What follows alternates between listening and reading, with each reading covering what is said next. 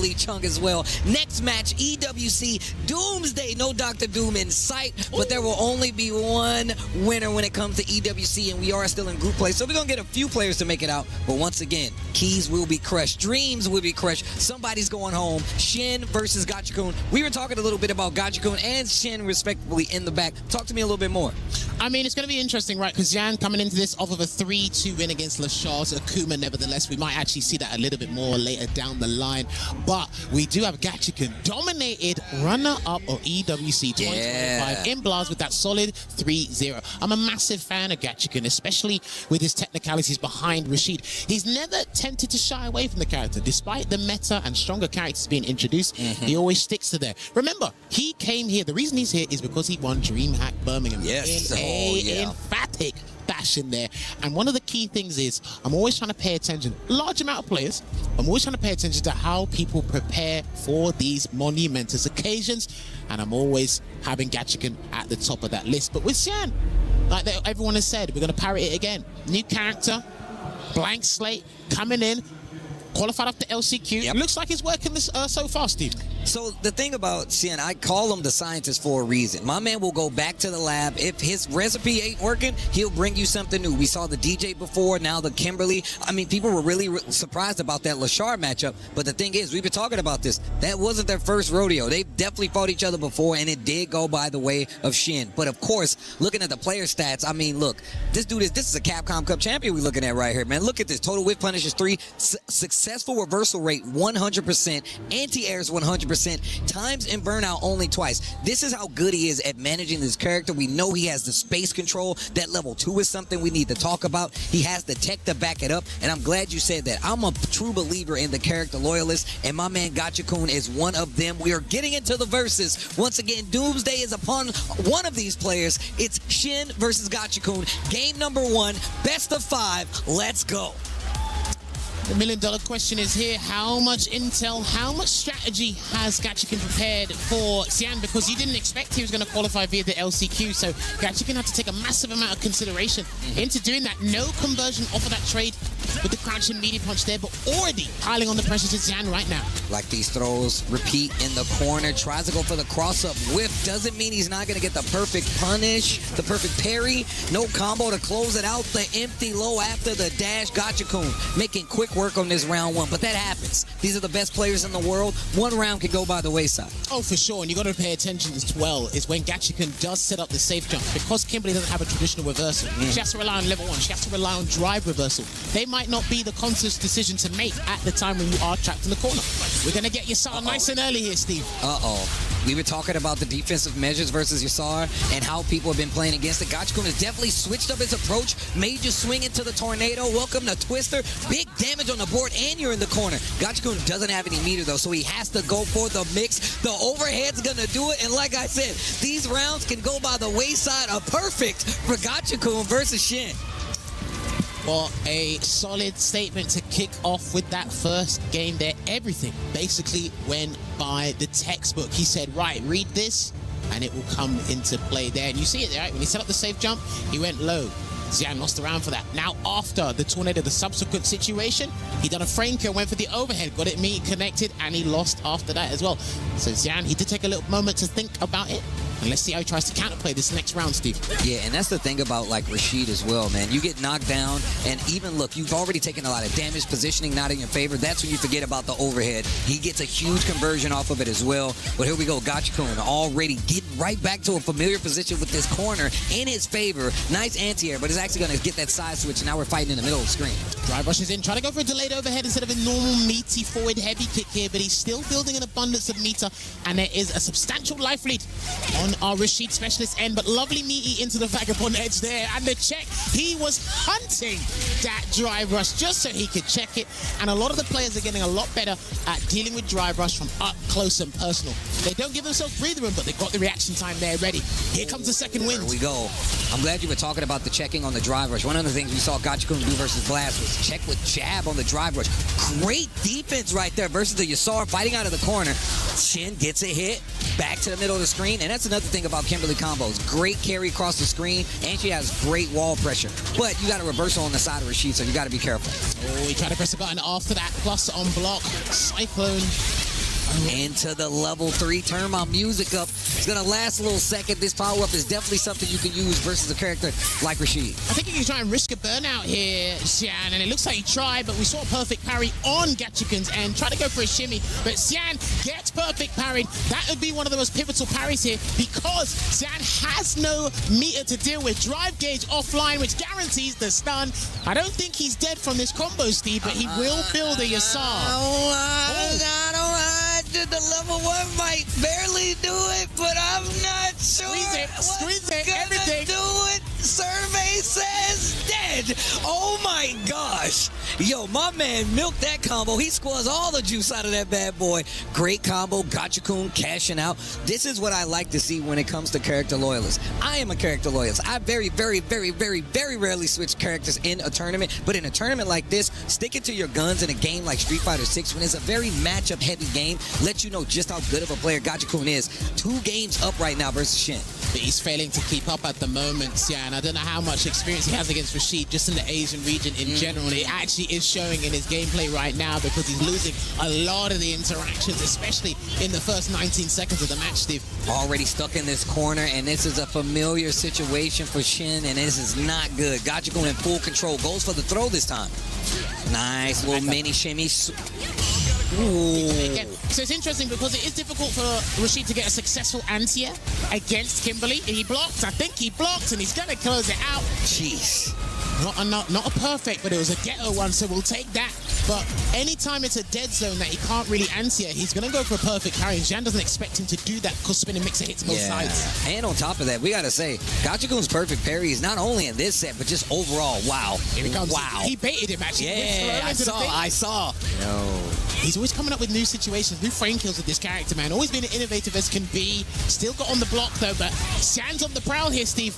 Okay, wait a minute. Let's see if Shin can get something started, man. We haven't seen much on the setup. What a whip punish, using a drive rush to get the punish counter. Fights back to the middle of the screen, and this is the momentum you don't want to have. Oh, no. No, you do not want to lose like that. He ran into 2 sandals, and it's going to put him into the lower bracket here. Gachikun reigning supreme. 3-0 against Blaz, and now 3-0 in probably a faster time limit against Nemesis's own Xian. Gachikun, bro.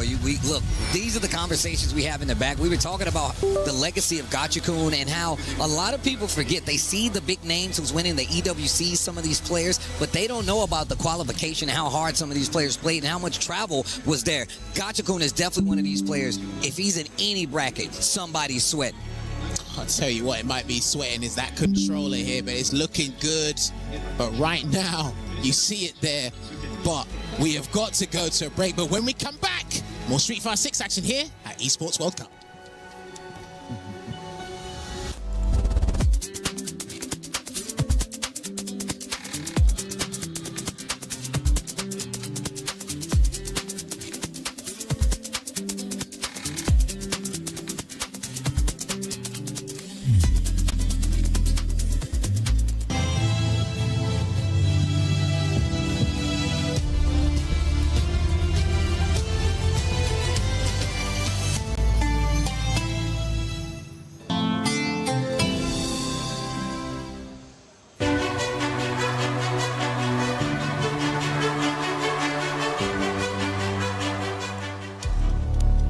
Group D continues here at EWC Street Fighter 6 Day 2. And look, I know you think you've escaped the harm, but there will be keys crushed. Tasty Steve Jammers holding it down, man. I got to say shout outs to all my commentary brethren for holding it down. And hopefully you guys have been enjoying.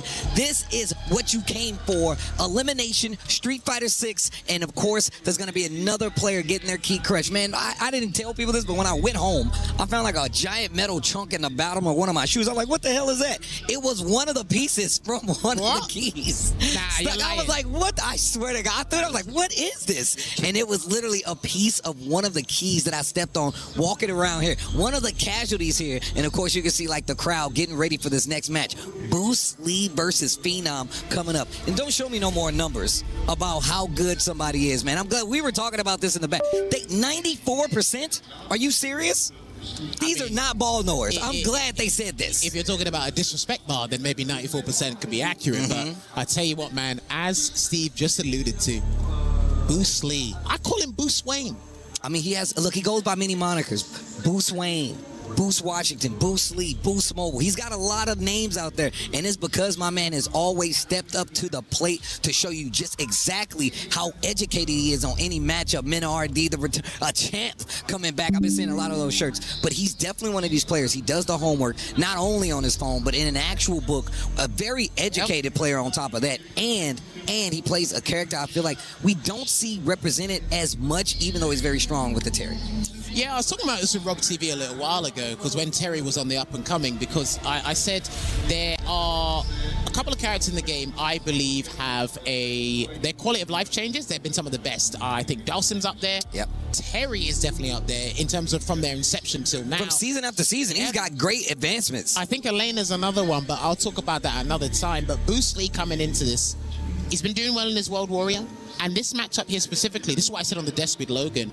I was worried about how Phenom's going to emerge out of this group, but I said if he does beat Zhao Hai, he's got to encounter either Dual Kevin, when we don't have good Rashid experience in Europe, or he's going to deal with Boost Lee, and he's had a good track record over Punks recently. So I said it's half the battle beating Zhao Hai, but to get out of the group, that is another thing entirely.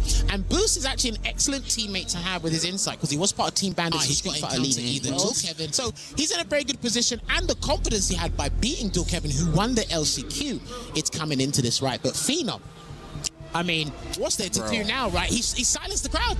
He silenced the crowd. He silenced the naysayers with their votes, and he silenced the crowd with the W over the returning champion. And look, we've been talking about this. This has been kind of the lay of the land when it comes to EWC. Year after year, those promised players that come off these big victories, whether it's EWC or not, have not had the best return policies coming back year after year. And what you can equate that to either just the competition overall, or just the fact that people are starting to understand exactly how this game works. But it's still the same group of big name players, best players in the world that you're seeing come and being represented on this stage. Phenom, 100% one of them. And bear this in mind as well. Phenom underperformed last EWC, so he's looking to turn that around. He's on track currently. He hasn't made it to a finals day either at EWC. That's a big deal. He hasn't stepped to the first to 5 territory, so he needs to try and get that on the board. But Phenom's been around since EWC's inception back in 2024, so he's a local. He's a local at this point. Part of the furniture. I literally was about to say, like, how do you not just see the consistency, not even just only of the placement, but of him being at an event, invitationals, as well SFL, and then looking at his tournament runs, and then he still qualifies for EWC. How do you not see just how phenomenal of a player, no pun intended, that he actually is? It's because the Grand Slams are missing. Yeah, if we look at his trophy cabinet, the Grand Slams are missing. There's medallions, there's confidence, there's bragging rights. The accolades are there, but it's like, hey, if you go and ask people, who are you more likely to remember? The guy that's been consistent at second, third place for the past 3 competitive seasons, or that one Grand Slam winner? You're going to go with the latter here. And speaking of which, we got some stats on the screen. Shout outs to our stats guys in the back. Successful reversal, 100%. Long may that continue. And it's only been 2. Bro, he's young. You see the DI reactions? Oh, the missed DI reactions? 0. That should tell you everything that you need to know. And look, they got the new no phone policy. My man Boost brought a book, handwritten. So you know the homework is there. This is a student you guys are watching, and I'm glad you brought that up. Ever since his SFL inception, my man has been on a constant rise. Shout outs to Bandits for every piece of work that they put in. Not only just building up Boost, but they built up quite a stable of players that have now been coming out and doing significantly better. Whether it's Kaba, whether you're looking at somebody like Boost, those are the players that you need to be looking at, and it should tell you everything that you need to know. If you go and look at what Boost did in SFL, even at the finals, he was one of the most successful players and just one of the most educated. So when it comes to, you know, if you want to just compare these two, both of them have the homework. I will give the accolades on the side of Phenom. And look, you said he didn't have many big ones, but the thing is, he has some. And when it comes to fighting games, I feel like experience is key.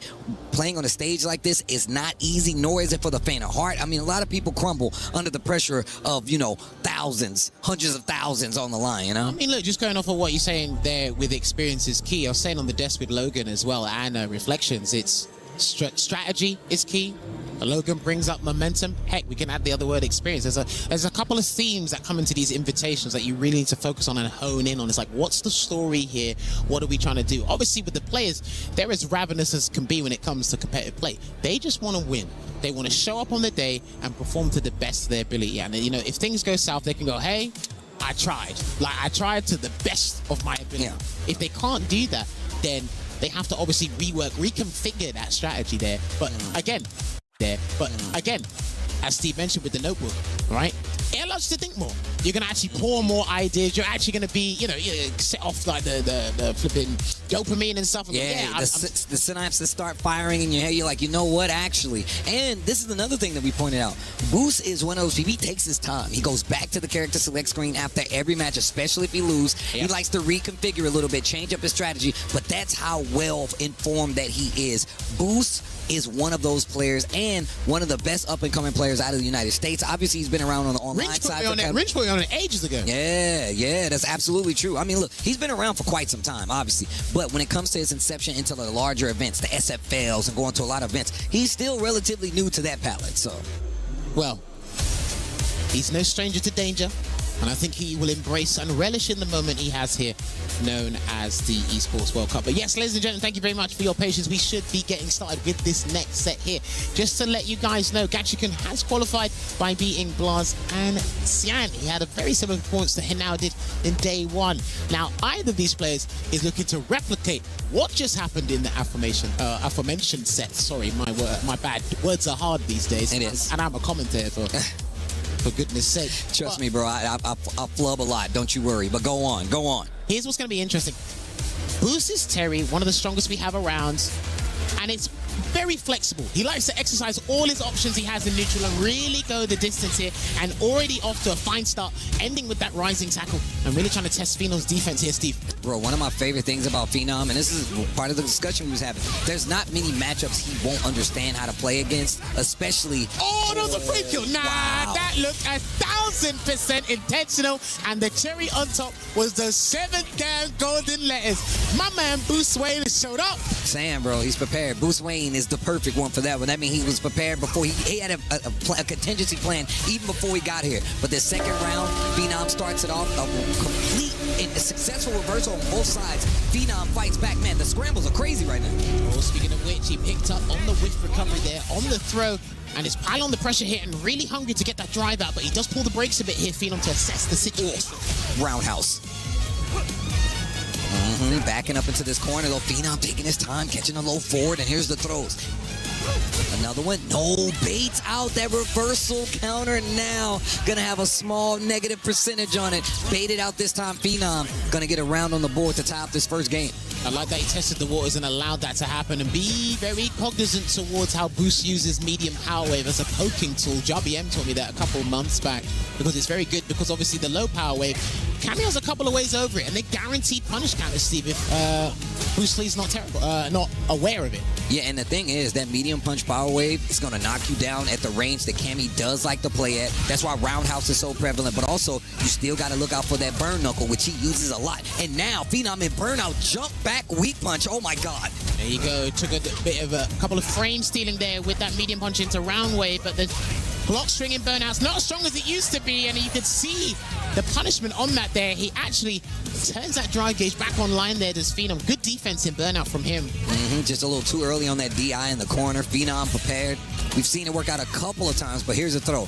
Phenom keeping this at a pace where he can control. This is exactly the pace he needs to play if he's going to take out Boost. Drive rush into the heavy. Dude, Phenom's fighting back to pressing as many pokes and whatnot as he can. Perfectly spaced dive kick there, because he doesn't want to get into burnout. Not on his own volition anyway. He still has that level 3 available, Steve, so he might have to look for a button into the level 3. Good spacing, about 25 seconds left in the clock. It is winding down. What you gonna do with it? What you gonna do with it? Almost to that 20-second mark. Gets the crouch strong. He's got 3 bars. That chandelier, it goes up. That's gonna be game number 1. Slow-paced overall, but look at that life lead that's on the side of Boost. Look at the time on the clock. Very slow-paced game. I'd say what else, a more nuanced take on that situation was Phenom was scrambling a little bit for his drive gauge, and he just walked back and just kind of assessed the situation, played footsies calmly. But as his drive gauge was slowly replenishing, Boost decided not to do anything either. And then when Phenom got above the drive, he tried to get back in, and what happened? Boost, that's when he caught him with the stand medium punch. So that was very good situational awareness from the pair of them, but it was Boost that was able to capitalize entirely. Okay, here we go. Game number one looking real solid on the side of Boost, but also Phenom definitely in contention, so this is definitely not going to be a cakewalk for either one of these players. We get into game two. Yeah, so they're trying to commit because they both got low for a driver, so they don't want to be too obvious and too eager to land it there. And he's been throwing out that heavy kick with such aggression here. Has Boost Lee, and he's going to get the rising tackle. Oki again.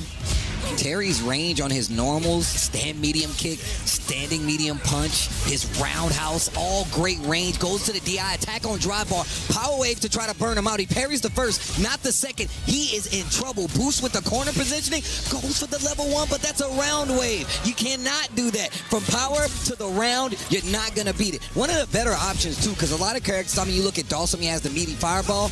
Terry's got the power wave, or round wave, excuse me. When you're in burnout, some of Terry's toolset, it just exacerbates the situation. It becomes tenfold what it originally should be, and Boost is taking full capitalization off of that here. Phenom still being a bit tentative in a couple of areas, but it is calculated here. Let's see if he can go on the prowl. Successful jump ins too on the side of Phenom, actually catching Boost off guard, and actually gets the position switch, going for the frame advantage with the heavy. Knuckle again, throw it out like that straight. It works, man. There you go. Gets the plus frames there. Swinging at this range, making Boost second guess those power waves, as well as that roundhouse. He's definitely been using it quite a bit, and there's the burn knuckle. Okay, reversal. He says he wants no part of that, but look at the drive. Look at the drive. Roundhouse. Oh. There you go. He let him burn himself out on his own volition, thinking he'd get that perfect parry in time here. But Phenom, he has been reacting drive impact, but there's going to be no need here because he will cancel into the Rising Fang and close this out to boost his lead to a 2-pointer. Bro, you see what happened in the corner right there, switching up the approach? Boost saw that he was kind of looking for the level one in the other corner, and it worked. Got Phenom around. This time, stopped the pressure, even at burnout, saw that he had the one, and actually waited for his turn. Great adjustment by Boost. Not even just to lose a match, but to get the whole match over. That's so smart. And again, allow me to recite the same lines as what me and Steve were discussing before this match started. I said, like I said, if Phenom beats Xiao Hai, you're going to go up against someone who's got a good track record against one of the best Cami players in the world, which he has inevitably forced a switch. And this is a true test because now, again, fundamentally, Phenom excels in that. He's efficient. He exceeds at fundamentals, right? But we're going to be testing the water. How often are you going to deal with burn knuckle? How often are you going to deal with power wave? How often are you just going to deal with malicious buttons in your face? Also, that power wave, being able to get under fans is another thing. Changes up the neutral game quite a bit in this matchup. And that's one of the main tools that you see people really have a hard time dealing with. It's just the fans in general, whether it's charge fan, OD fan, and then even powered up fan. Nice, hold on. Wait a minute, Phenom already making some headway with this My Switch, but the burnout is definitely, but he don't even need to worry about it. Powered up fans, now we're playing. There we go, goes for a frame kill and gets that throw here as well. An immediate breakaway with the EX Rising tackle. Drive rush just to assess what Phenom will do and wake up. Tried to catch him off guard there. I'm not sure what he was looking for specifically, Boost, but he does make amends with that conversion straight to the corner, Steve. Here's the throw. Give me one more. Nice little stagger pressure here. There it is. Peppering them with the jabs, but still threatening with the throw. Both in critical position, but now look at that. Puts himself in burnout, and we knew exactly what was happening. Another different look from the side of Boost. No hesitation. Goes for the standing medium punch and a little bit more range, too. Dude, the fact that he dashed forward after getting hit by Kaitrosen, they simultaneously forward dash, that was an insane interaction there. And he's going to cancel into the Rising Fang from the quick burn once again, and he's going to leave him with a pixel of drive gauge to work with here, Phenom. Is he going to allow him to make a comeback? Ready for the rising tackle after the jump in. And this is going to be dangerous. He's not going to die, but this next interaction could be a bad one. And he does not have much drive. Watch out. He tried. That was definitely a throw. Oh, he got it delayed, and that's not what was going to work out. So it was unfortunate there, but absolutely fortuitous. He is elated. You can see it in his gameplay. And boy, has Boost Lee showed up here at the Esports World Cup, and he will be qualifying for Phase 2.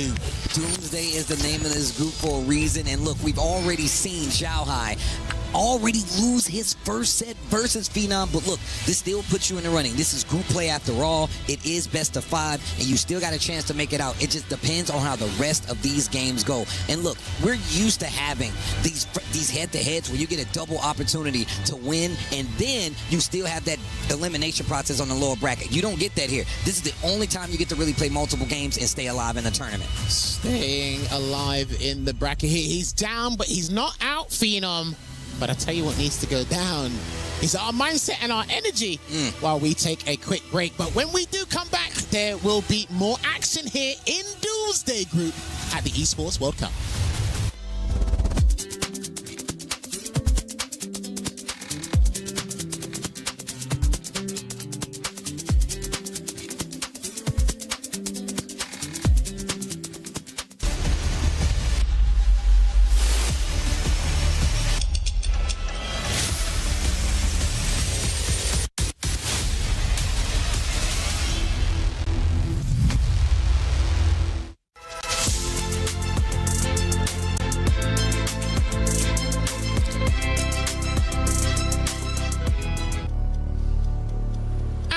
Insanely exciting action here continues at the Esports World Cup 2026, and I tell you what, damn, I just looked at my screen. Runner-up of the Esports World Cup 2025, going up against third place, so it wasn't that far behind. They both got medallions, they just weren't goals.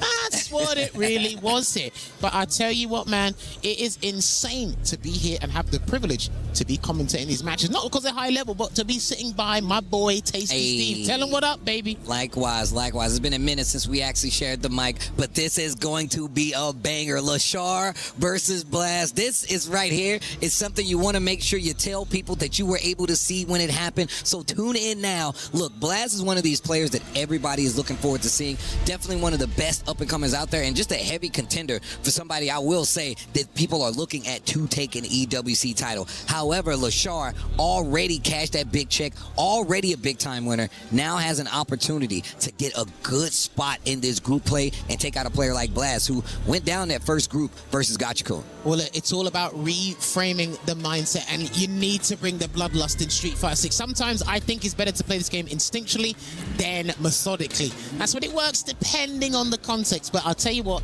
in this context, you're going to need a little bit of column A, a little bit of column B, but we're looking at Blast right now. Now, I hate to say it, but this guy epitomizes close but no cigar. He epitomizes that saying, man. He's always there. He's always in touching distance. But it's like looking at the trophy through the glass cabinet, but you can't open it. It's the other guy that gets to open it and touch it. And again, I'm talking about one of our top 5 players in the world. Steve, look at that match predictions. 78% people think Lashar's going to take. You see what I mean? These guys, look, if we're just going off of how Blast has played today, look, that was one set. And we know how fighting games work. It can go back and forth either way. Let's take a look at Lashar's stats with punishes looking crispy. Successful reversals, just the same at 5 across the board, but 83% overall on the reversals, and times in burnout 6. Means nothing because Lashar is one of these players who has definitely fought and navigated successfully in burnout. So I would love to see what's going to happen. And of course, we saw first time the Akuma. We discussed the Akuma and how Lashar plays, but I don't think we're going to get the Akuma this time around.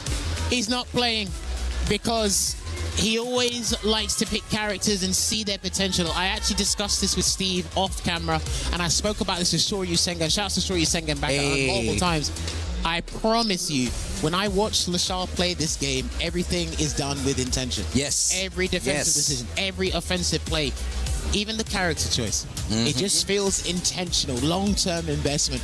But it's gone back to the tried and true that put him on such a heavy rain in the past 2 seasons. He's gone back with the Ed, but Blast on the Ryu. We're getting a classic one here, Steve. All right, let's see. Let's see how this works out. I mean, especially with 2 players of this caliber, we already know just how prominent the Ed is, but he requires quite a bit of focus, man. He's not one of these characters you could just pick up, and he's pretty precise. Also has a lot of options to deal with this range game. You got to look for flicker. He's got great buttons. Oh, snap. And that snatcher, too, with the throw pressure. But Blast navigating all of that, gets a knockdown, drive reversal to alleviate the pressure on Lashar's side. Bear in mind, this is a key crushing match, and every decision is going to hold that extra weight. It might have to move up to the next weight class, and it will be Oh the my Snatcher gosh. that beats the Shinku Hadouken from full screen, and he's lost his super meter here, but he's still got his color saturation here, Blaz, Steve. Yeah, and look, that burnout on Lashard's side, keeping him at a distance. You can see him using a lot of Snatcher and that Fireball game, which is pretty good comparatively and very different from a lot of the other characters in the game. Well, he's about to be moments away from being completely refueled here, unless Blaz can beat him to the punch. So he is going to allow the refuel to happen. Drive gauge back online. Going to get that forward throw. I'm going to go back into neutral. Could have been a lot worse. Back throw would have put him in a better position, but Blaz takes the advantage into the super, and a pixel of life left on the side of Lashard. Walk up, sweepy, try to kind of make sure he stays back, but he actually attacks the Fireball. What's interesting as well is when he's doing the Psycho Spark, at least the first part of it, he's actually in with punish range to catch that medium kick as well. So that's actually well calculated. Good situational awareness, or top situational awareness from Blaz himself. Taking the knockdown instead and the round. So no matter what, it would have been a great call. See, I think he's trying to hunt. Before he was reacting, there might be a couple of things he's trying to hunt and disrespect Lashard with that sweep. But I tell you what, it's got into the mind of our Korean technician here. Ooh. Check. And he is going to cancel into the Psycho Chamber, and it will leave Blaz with a slither of drive gauge to work with here. Is it going to be wake up drive impact or something more? Or there's just wake up drive impact? What All a right, call. I'm awake. What a call. I'm awake. Yo, Jammers, okay. Okay. Uh-oh, wait a minute. Blaz looking a little thirsty. Lashard gonna give him something to drink with these knuckles. I'm gonna shout out Justin one real quick because he's literally sitting on the desk next to us and he saw me jump out of my seat. Oh, man. What a call out, though. Go forward into that donkey kick. Oh, nice. Walk up, sweep once again. So that's consistent then. He can't. The thing is, right, we have to wait for this game to be finished and then I'll get into what I'm thinking here. But he is going to get the burnout, Steve. Yes, he is. Oh, no. What are you going to do with it? Drive rush. Level 1 quick answer. Blaz likes to do that, though. He loves doing Hashogeki pressure when you are in burnout, push you to the corner. So even if you do get back in the green, you're still in a disadvantage situation. Drive rushes in with the crouch in medium punch. He's going to get a full conversion into the Tatsu here. Still on a sliver. Good discipline to just stay blocking low and ignore the overhead here. He's not going to cancel into the Psycho Storm, but he's going to have to get one clean hit. He can't throw that fireball again because he's lost because of it. Drive rushes in. Oh, wow. And that's what you were talking about. Sometimes you got to play on feeling. Drive rushing in to throw him off. They were playing a very slow-paced game right there. Taking the drive rush in that scenario when neither one of them expected, smart move.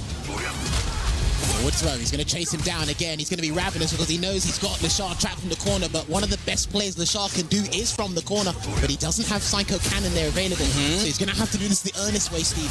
Oh, there's that fireball again.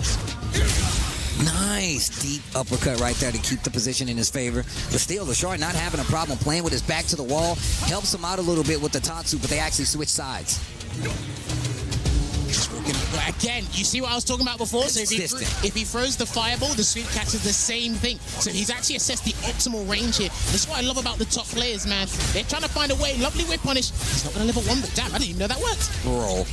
And now you can see Lashard switching up his approach, going for different avenues, especially at this range where he knows he's been reacting with sweep. Tried to go for one of his own, hits him with the snatcher. Wow. And now that range that he's been so comfortable, that Blaz has been so comfortable with playing at, Lashard's making him pay for it. Immediate round start there from Lashard. I don't normally see that from him when studying him in different tournaments and replays here, but right now he's actually looking to double that healthy lead he's been creating slowly but over time, despite what Blaz has been introducing. But the Shin Hashogeki will come out, and it will put him low on drive gauge here, though. Blaz already in burnout, though, so you can see him playing back. And that's why Lashard's been taking that drive gauge advantage by just drive rushing in because he knows Blaz has been playing back. And he pulls him in with the Psycho Snatcher. Great tech there. Remember, you build less bar back where he is going to close out the round and get it. You build less bar back when you get throw tech. So in burnout, it doesn't help the recovery process as much as it used to. Already in there? Okay. He's like, yeah, you're going to attack me? You know what? Now I'm going to attack you. Both of them going for this up-close fight scramble. He's got 2 bars. You know he's going to spend it. And we saw him practicing this bad boy. I feel like we might not get a drop to the corner. The dream is alive, but the corner gets the knockdown. Blaz in trouble. Not in that critical area just yet. Fakes him out, gets the throw. Lashard trying to close it out. Oh, the interruption there, but he is not going to convert. He might need to, and there it is. He didn't think Lashar would do the psycho uppercut there, but it's in those game-defining moments where you think, I think you're going to respect the scenarios that, no, the hell I ain't. And on top of that, that was the first time he's done it this entire set. So you already know it's been on the back of his mind for quite some time, and you know Blaz has been thinking about it when it comes to his offense. One of the reasons he'd be a little more comfortable taking that offense because he hasn't shown that uppercut from the jump. Gets up with the audacity to walk up throw here, and you can say every situation is holding much more weight. Because remember, this is an elimination match. Blaz is on the verge of losing his key here at Esports World Cup. Gets another successful sweep on punish counter. Neutral jump this time, different look, back throw, here comes Lashar. Playing back a little bit, knows he doesn't want to overextend.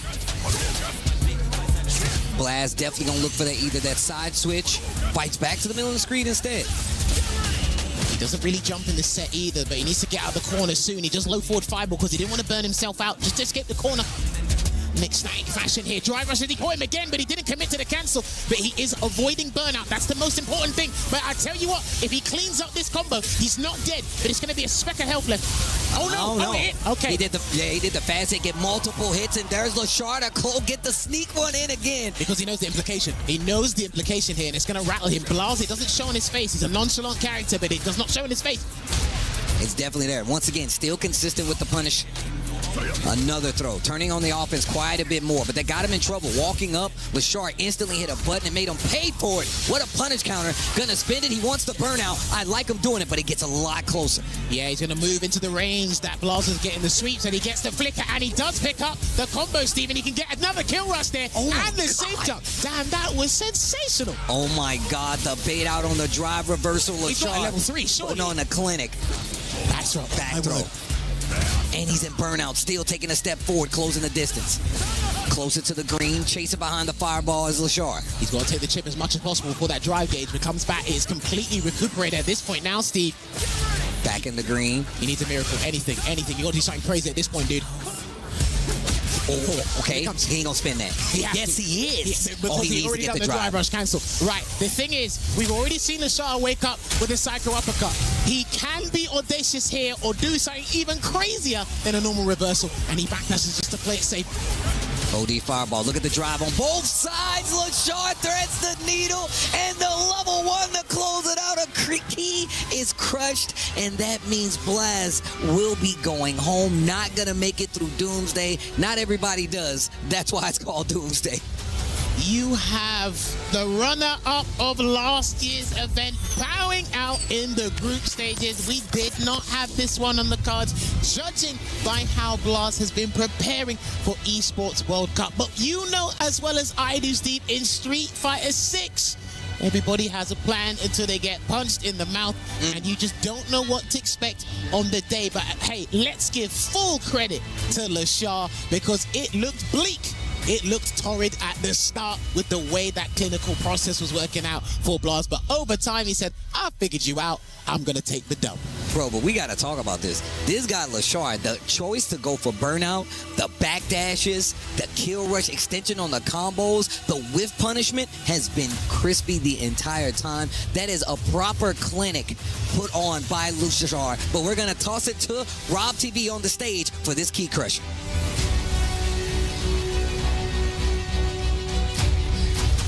And now it is time for Blaz, last year's runner-up, to hand over his key to Lashar. Ladies and gentlemen, put your hands together for Blaz. Blaz, last year's runner-up. But right now, Lashar, congratulations, brother. Hey, Rob. One more win. Rob, 1 second, please. We've seen how you handle the keys. I need Rob the builder back, please. Please. Bro, this guy's on a one mishap with the key. Put that on, man. This key is Lashar's to crush. Thank you. Thank you, Damascus. You dropped one key around here in the chat, blame you for Shein losing and everything. I got to wear a whole damn helmet on my waves all of a sudden because I dropped one key, ladies and gentlemen. Blaz officially being eliminated from the tournament. Lashar, you can't show any mercy here. You hate to see my young dog go out like this. All right, you can let it go, LaShawn. That's straight intensity, killer intent. We right here with it. Congratulations again, brother. Officially, LaShawn is only one match away from qualifying to the next phase. Will he get it done? We will see. Let's keep things rolling here at EWC.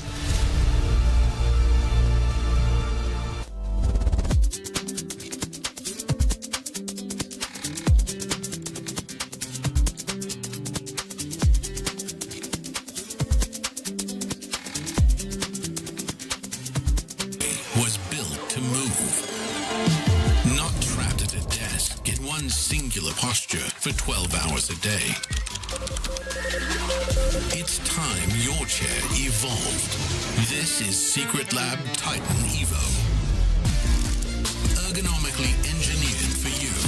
Gamers, hybrid workers, artists. Backing your every move.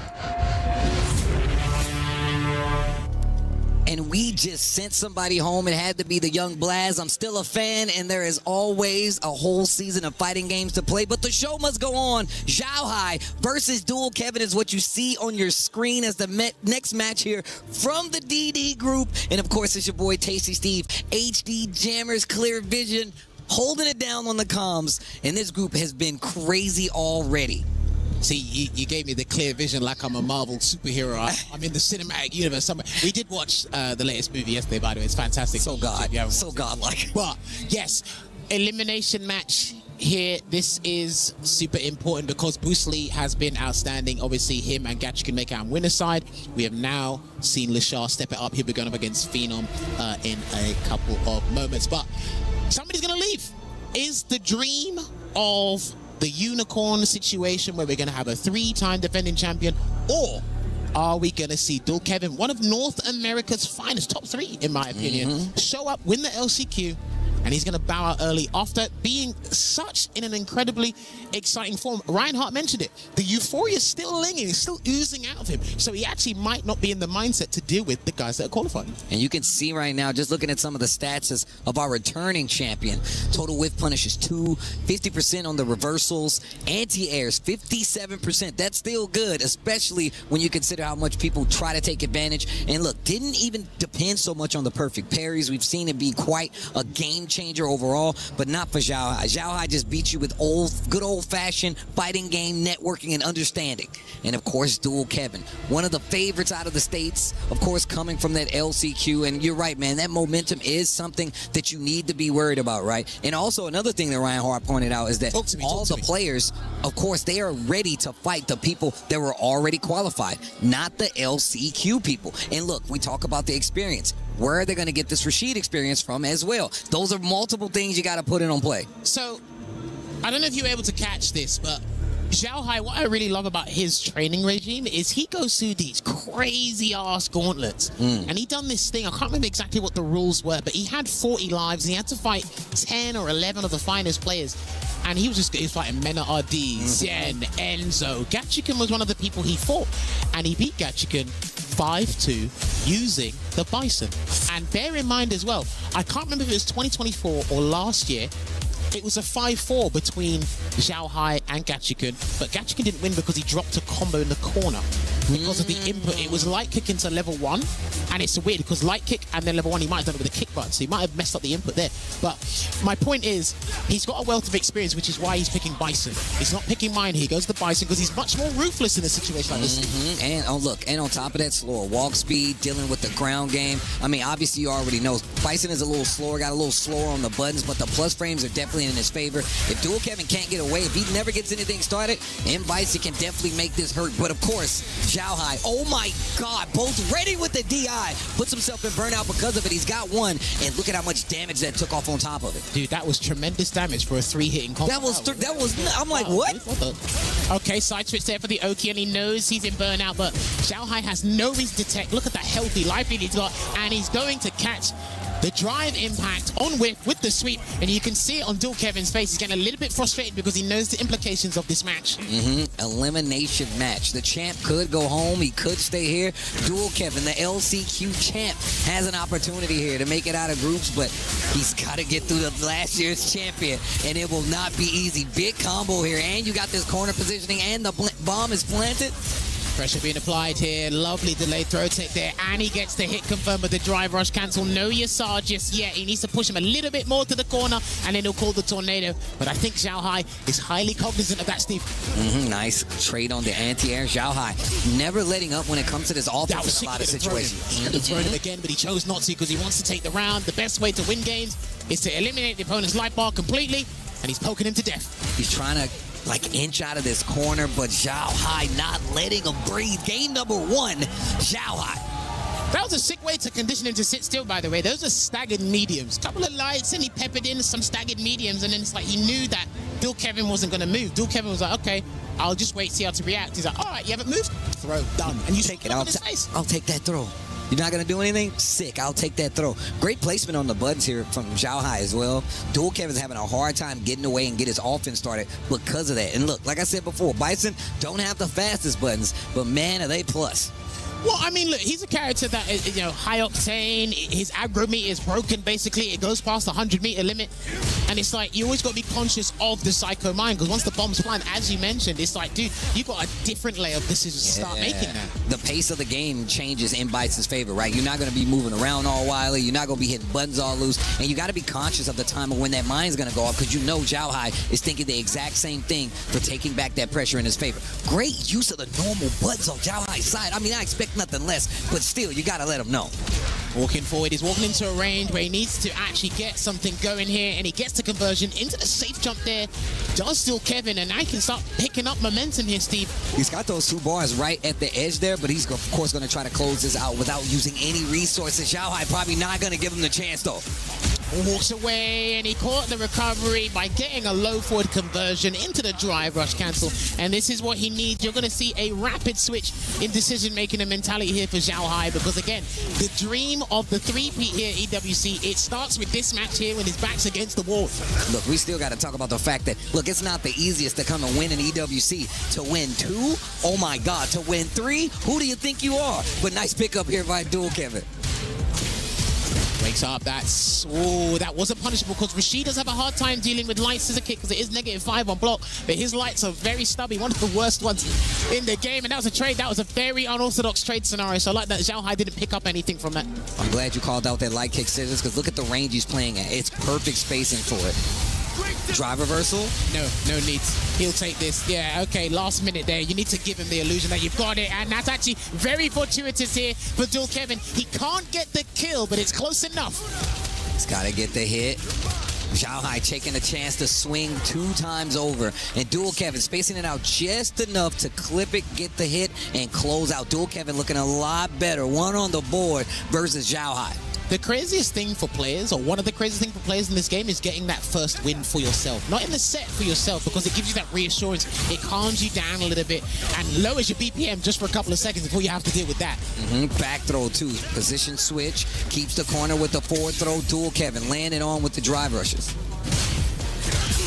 What a storyline this will be if we get runner-up and the champion bowing out of the tournament in the group stages here. Well, they don't call it Doomsday for no reason, but what a jump over again, and the conversion into the sweep. Counter hit confirmed, gets the knockdown. Again, small combo in the corner. Gets another throw. This is where Dual Kevin and Rashid really work out. And you can tell it just the same. He has the bars to close out. Doesn't need any of it. Just the OD. Now Dual Kevin looking a lot better in these later games. And still trying to, again, adjust his spacing, get that spatial awareness on point. Great drive reversal early on just to reset things into neutral, because Zhao Hai's been getting a little bit in. He's been getting in too easily here, Steve. Like I said, slower buttons, but he's using them to try to keep this range, right? The threat of scissors kick, like you said before, these big, heavy buttons. Dual Kev is not able to keep the distance, and Zhao Hai's making him pay big damage here, and the knockdown with the bomb planet. Finally, we get the reversal. Dude, a lot of his defensive choices have actually been working out and slowly annoying Zhao Hai over time, and he walked into a standing heavy punch, but luckily, he didn't convert. Back to it. Are we calling Yasar? Not quite. He's going to hold it.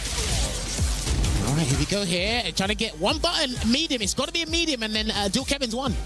Needs to be careful doing this versus Xiao Hai in the medium. But it was a heavy, excuse me, was it the It was a heavy. It was the heavy. I should have said medium minimum. Yeah. That's what I should have said. But he is going to catch you in 4K, 60 frames per second.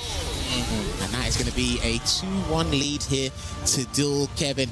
He's going to have to take a moment of respite. He's going to have to pause here, Xiao Hai, because Steve, what's going on? It's elimination point. Once again, the track record for players returning champs, regardless, has not been good for the EWC. People know who they have a potential to run into outside of the LCQ.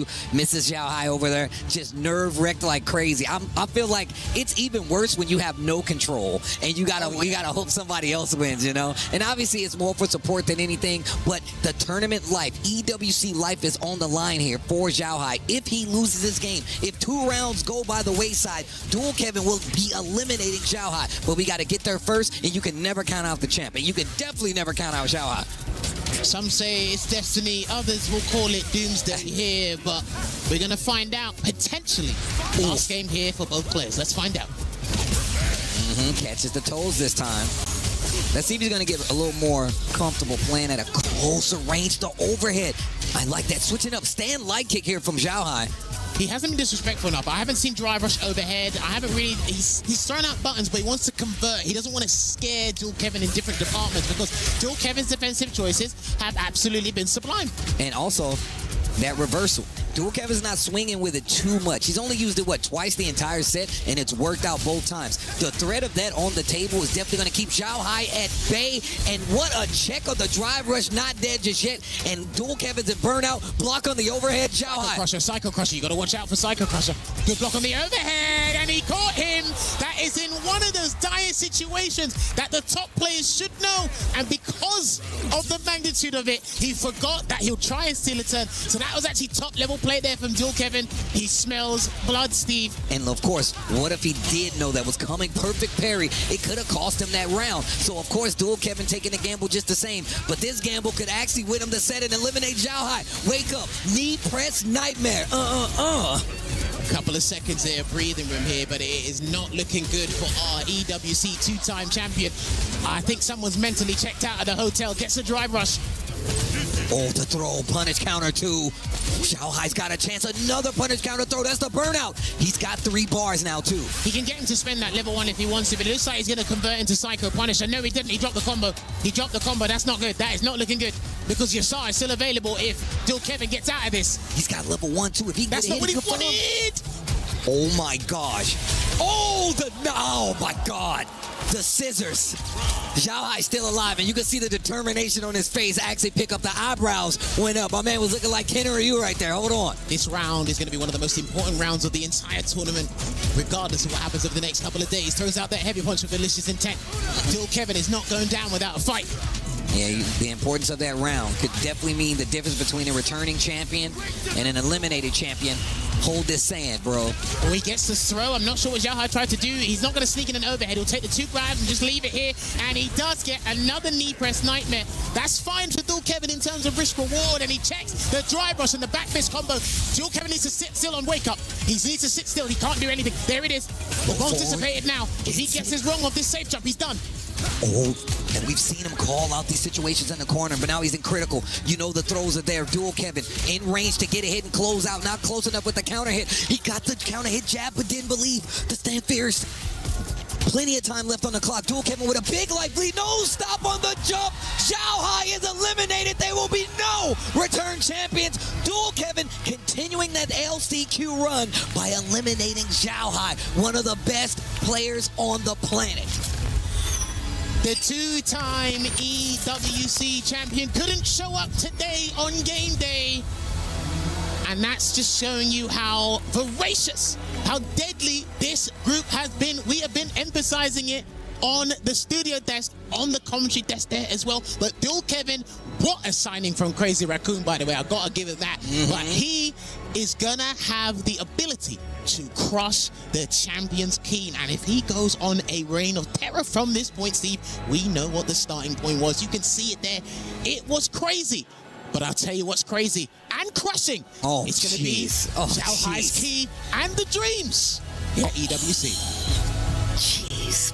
With that being said, let's send it down to the stage to get a key crushing moment, a heart crushing moment from Damascus and Rob TV.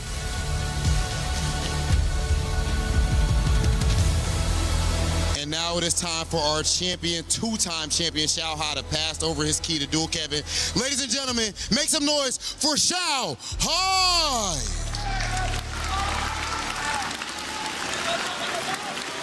Boy, that's how you play. That's how you play. LCQ champion. And now goes up against a two-time champ and gets the dub. I'm gonna holler at you after you crush this key. After you crush the two-time champ's key. Ladies and gentlemen, they say to beat a man, you gotta beat the man. And if that's anyone in this tournament, then it's who Dual Kevin just defeated in Shanghai. As we see the champion's key being crushed in round one. What an event that we have already. Kev, meet me right here, brother. Real quick before I let you go. You win the LCQ, and then you lose your first match going up against the Boost. How were you able to keep your mental together knowing you're going up against a two-time champ? So even after a loss, I kind of felt like I know what I did wrong. I was playing way too robotic, and I try to remind myself that, like, just play how I play, not like when I'm forcing myself to play, because it got me to dub here to get here in the first place. That little bit of free form, you know, looking for whip punish and stuff, let me play that style. That's your game. So you stick to your game. And then you did bounce outside of your game just a little bit. You went for was it overhead? He blocked one. You go for another overhead, and you went with the level 1. Are you random? It kind of is a little bit, but, you know, I feel like in the heat of the moment, and when you're down, because I believe I was up 2-1 at the time, you kind of have to make a move. And so it's hard for anybody to refuse himself to not press there, right? So I felt like it was right at the moment.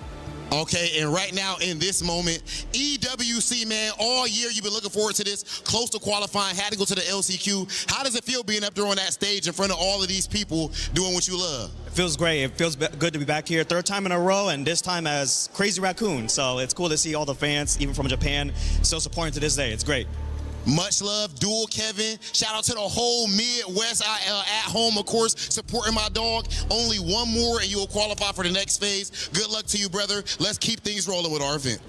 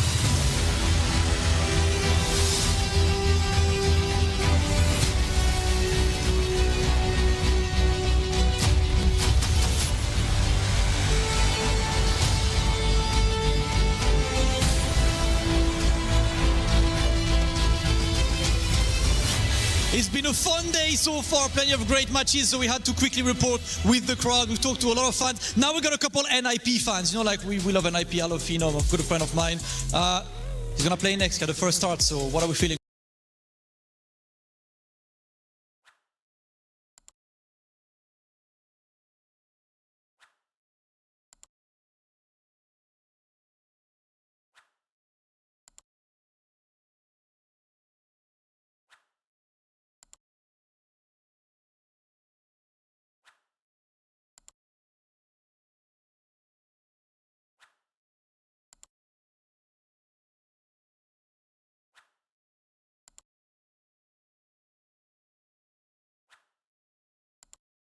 about Phenom? Oh, he's going to destroy him. It's not There? going to be close. Certain win? Phenom's winning.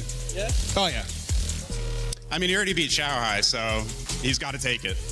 How confident were you in that Shanghai match? I don't know if you even seen, but again, chat does not know ball. No. As they said, 94% chance that Shanghai was going to win. What did you think about that? Come on, man. We knew the whole time. Like, Phenom's just one of those dudes. He's going to make a crazy run, and this is his time for sure. So he's going to take it all the way. And this event overall so far, of course, EWC, this is the creme de la creme, the best players. The results have been pretty insane so far overall. Would you agree? Yeah, I mean, there's a lot of upsets, and I feel like this is the stage to do it. You know, like this is EWC. Everyone here is a top player. Anybody can win it any day of the week. That's what I want to see, man. Listen, every single match has been insane, right? Duel, Kevin, bro. Both of the grand finalists went 0-2. Don't lie to me. You didn't expect that. No. You know what I do expect? If we're, as far as when it comes to the FGC, right, in the fighting game community, we're supposed to be decent people, okay? You guys have all of this amazing, these amazing beards, all kind of extra. You can't lend Damascus just a little bit so that he can have a hairline, just a little bit. Look, man, there's a lot of effort that goes into this, all right? We earned this beard. Sorry, Damascus. Hey, they got nice beard, but a guy with no facial hair like this cannot talk about this. All right, you know what, guys? Talk about facial hair. You have too much hair, man. Go out of the way, please. Listen, we're done. We're ready for the next matches. Thank you, guys. Are you ready for the next match? Yeah. Let's go, guys. Next match, getting ready. Let's go back to the studio.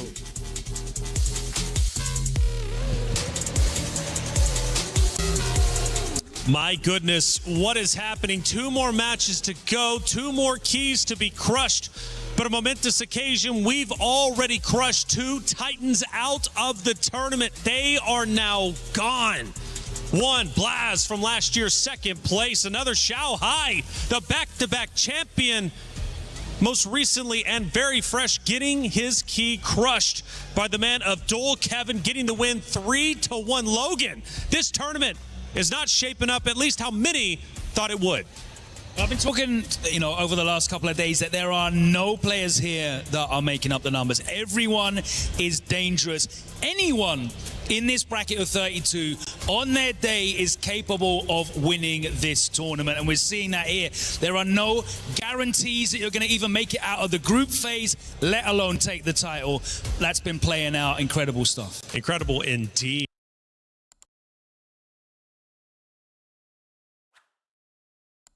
Now let's go back, though, to Lashar versus Blaz and Ringe. My goodness, this one did, in fact, end up 3-0. And it was Lashar taking down Blaz, which, Lashar, to his credit, right, incredible performance last year in the competition, right, at the EWC, placing top 4, I believe 3rd, if I'm not mistaken. Right. Yeah. But then going against Blaz, right, 2nd place from last year. There was a lot of pressure on him to perform once again. This time around, though, it doesn't go his way. No. Lashar played absolutely out of this world. Yeah, he picked Ed, which was a big change, On the character select screen, he played out of his mind. That seems to do really well when that happens. One of the things we actually got some intel from Ryan Hart about is that he has been on a mission to win a tournament with Akuma. Apparently in the East, Akuma is thought of as more of a skillful character. He's a bit of a hipster, likes to play characters that aren't as popular. Akuma kind of fell out of favor with a lot of the top players. So that's what he's been on. But we can see when the back's against the wall, when elimination is on the line, he pulled out the character that I think he's the best on. And if he continues to do that, I think he's one of the favorites to win the tournament. Yeah, definitely. I mean, he's one of the people that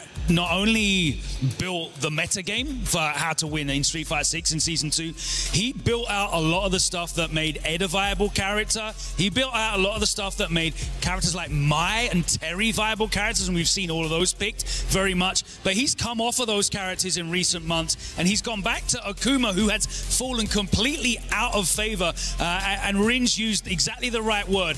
He's a hipster, man. When it comes to character selection, he's like, no, I don't want to use the characters that everyone else thinks is good. I want to pick the character and win with the character that is a challenge. People are going to recognize my skill for, and it hasn't worked. The Akuma hasn't worked out for him, but you see that Ed play, it was sublime. The spacing, the situational awareness, that is hardwired into. He's still hitting the dream combos. He hasn't used Ed for a minute. The whiff punishes were superb. Everything was on point. That's what we want to see. The best, using the best, playing their best. That's right. Well, let's take a look at some of the comments here. Phenom defeated Mai to become Mai. That's it. Just all comes full circle. Like, if you're either die a hero or live long enough to become a villain, and Phenom's still in the bracket, so you know what that means. Okay, Sing's Note, Duel Kevin is here. Sing's Note, Duel Kevin, man. Hey, so that was a big win, and I know the green room was lighting up. Now, again, we mourn Xiaohai, his exit, which is just such an unbelievable story that he had.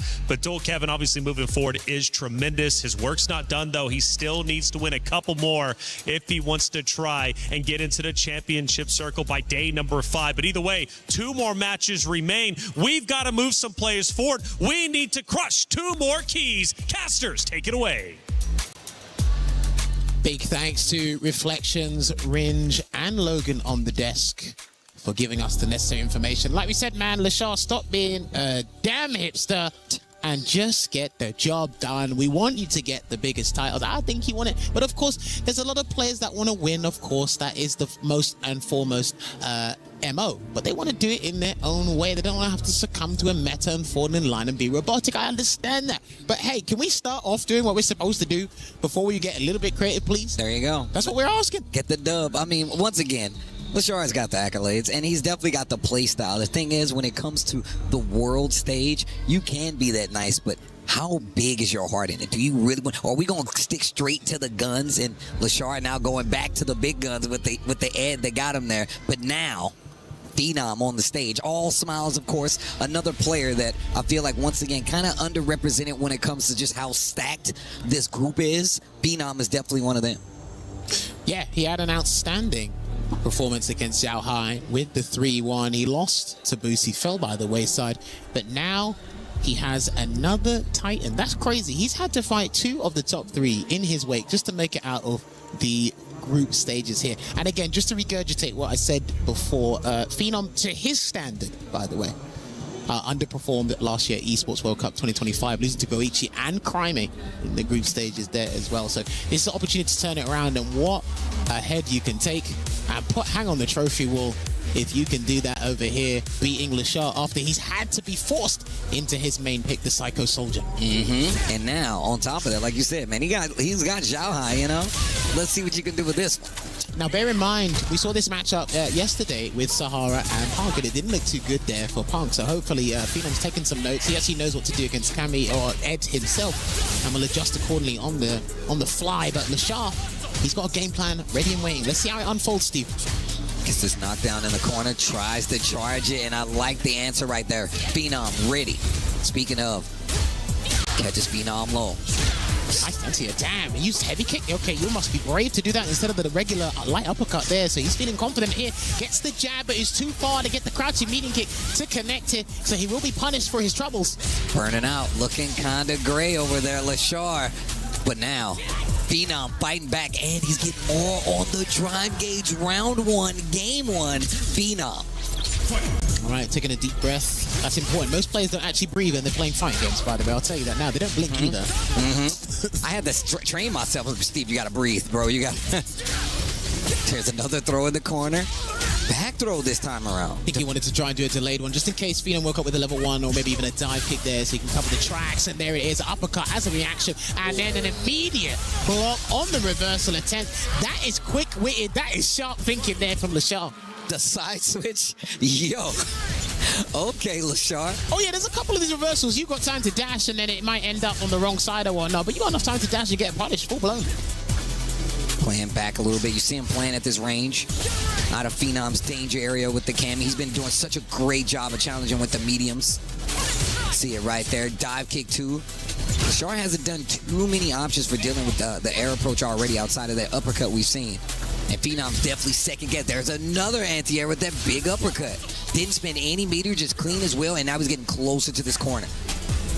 Low on drive gauge, but Phenom's waiting for the drive gauge safe zone to be able to commit to anything risky to turn it into a safe option there. Good throw tech from Lashar, but he's back in the corner and he's got to be careful here. So he's going to get a conversion. Lovely stuff into the Psycho Blitz, though. Big damage on top of it, too. Pull him in. Remember, he's got Psycho Cannon ready and available, but if he gets a heavy, he might commit to that Super Art 3, Steve. Look at how close Phenom is playing versus Ed right now. This is kind of dangerous, bro. He's got to do it there because he has to endanger himself to get what he wants. That's what Street Fighter 6 is all about. And he is going to combo into that Psycho Chamber. He is going to lock him up. It's not completely shut off his drive gauge, but Phenom's going to have to do something audacious on Wake Up as well. He did that! He got my God! He said, gotcha! Oh Dave my Chappelle style. gosh, gotcha. Not dead yet, but that's a huge chunk of damage. Burnout still on the side of Phenom. Are you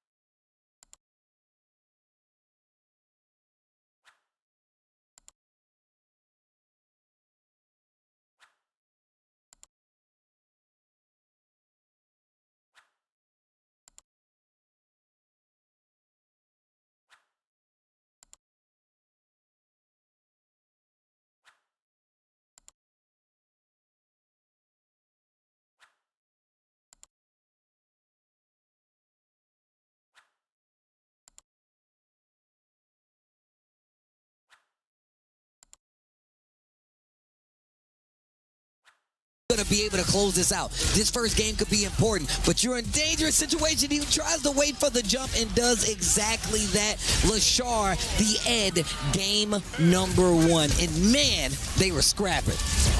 Oh, mate, listen, fists will fly at this location. We're going to do a Street Fighter 4 style. He's got the picture to prove it as well. He's ready. All right, he's getting more lethal in these photo shoots. I like that. He's improving the shot. He's definitely gotten better at the photo shoot part of what we do. Remember, man, this guy was called the Golden Finger for a reason back at SFL Worlds, man. He'll bring it out here. Oh, nice dive kick. Meaty as well. Lashar ready with the throw. A little too shy on the spacing. Almost got himself in trouble. All right, so get delayed there. And again, another unsuccessful reversal there from Phenom. And his reward is going to be burnt out. He is looking a bit pale. Need some nutrients. Need a drink over here. I said electrolytes. Oh, he did not want that. That blunder is going to cost him the entire round as rounds of resources and the Psycho Storm, the last hit to close this one out. And dude, you cannot be handing these rounds to a man like Lashar Phenom. Get your head in the game, Brody. A lot of preemptive buttons there from Lashar to try to catch the approach from Phenom. Wow. Dude, look at his dry gauge. It hasn't even been 15 seconds, and his dry gauge is almost completely depleted there, Steve. And look at you in this corner right now. Heavy buttons on top of it as well. Drive rush to close the distance. Almost got a whip punish. Oh, no, that's Chip. Oh, nice drive reversal.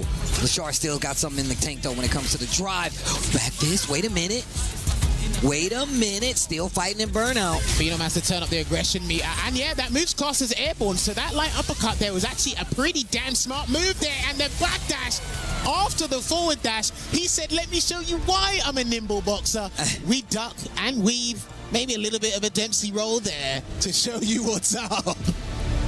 The Dempsey roll. Man, Lashar putting on a clinic right now.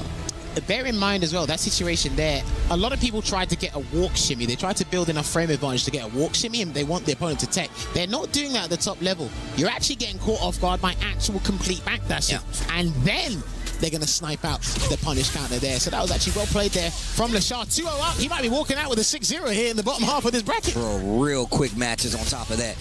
Nice block on the drive. Reversal. Momentum still in Phenom's favor. What's next? Gets the big hit. He can close this out. Phenom not out of it just yet. Puts a scratch on him. 1 round on the board. Still can't lose 2 rounds. Well, he's got to stay laser focused. He's got to play with such poise as much as he possibly can here, even though being at a deficit. But that whip punish, he makes amends though with that defensive dive kick there, Steve. Very punk-like jump dive kick right there. Knockdown. Nice. Ooh. And he got the punish count as well, so he gets a little bit more screen positioning to work with here. And he's about to build the level 3 as well. So next hit, a clean hit will work for Phenom here. And Lashar's got level 2, so he might have to backdash. And he does a delay. No cancel. He just got the light kick. I think he needed the punish counter so he could get a conversion into the Psycho Blitz for the conversion for the level 2 Dream combo. But the Phenom knew the resources and the situation were highly conducive to him. And that's why he took advantage of it completely. Okay, early back throw in the neutral. Lashar does such a great job of kind of scouting the spacing you want, especially once he gets used to the corner. Phenom, quite the opposite. He does such a good job of fighting you in the neutral. Oh no. Oh no. Back to the wall. You're on the ropes, as Ed would say. Here we go. He's going to go for a frame kill here. And how's Phenom going to try and escape the corner? Tries to stop him from backdashing. That's why he went for that medium punch after that drive rush cancel sequence there. But he's going to try and clip him, and he was too far for the jab. I think it's a counter hit, so he might have been able to get a light kick there, Steve. I think so. I actually think it was a counter hit, but the moment has passed. Lashar with a big life lead. Drive rush confirmed after the punish counter. And now, 1 round away. Phenom needs to make something happen. Once again, deciding match on the line. Boy, he does not want his key crush after the amount of effort he's put in thus far today. And then he gets the grab here. He can burn out Lashar if need be, but he said, I'm going to do it on my own terms, baby. I need the space to work with. Good block on the cross-up. My man said, you can't fire me, I quit. Hold that. No to it's either. He said, I'm out. And I'm stealing all the staplers. You can't stop me. I'm taking that sounded like a personal story. Yeah, right, it was a personal story. But here we go. Burnout on the side of Lashar, and finally gets back to touching the green. Oh, no, that was brilliant. The drive rush to hold the momentum with the flicker. Next hit will kill for either player, and that is going to close this one out. He's going to do the full conversion into the CA of the Psycho Chamber. We're going to kick you out of the tournament. We're going to hijack your key, and man like Lashar will progress to the next stage here. Phase 2 of the Esports World Cup. Fundamental play right there by Lashar. Great conversions all around. And that's one of the things I feel like that sets Lashar apart.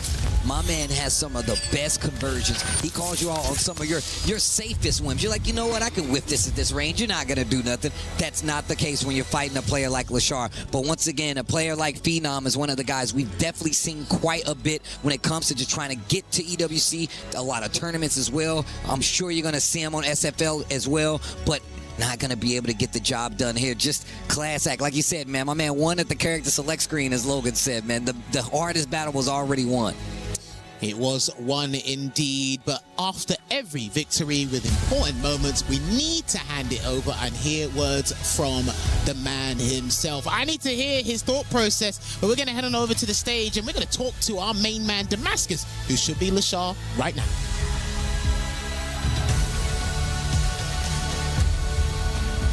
And it is time for the traditional key exchange as Phenom has to leave his key. And of course, please, can you give it up for Phenom?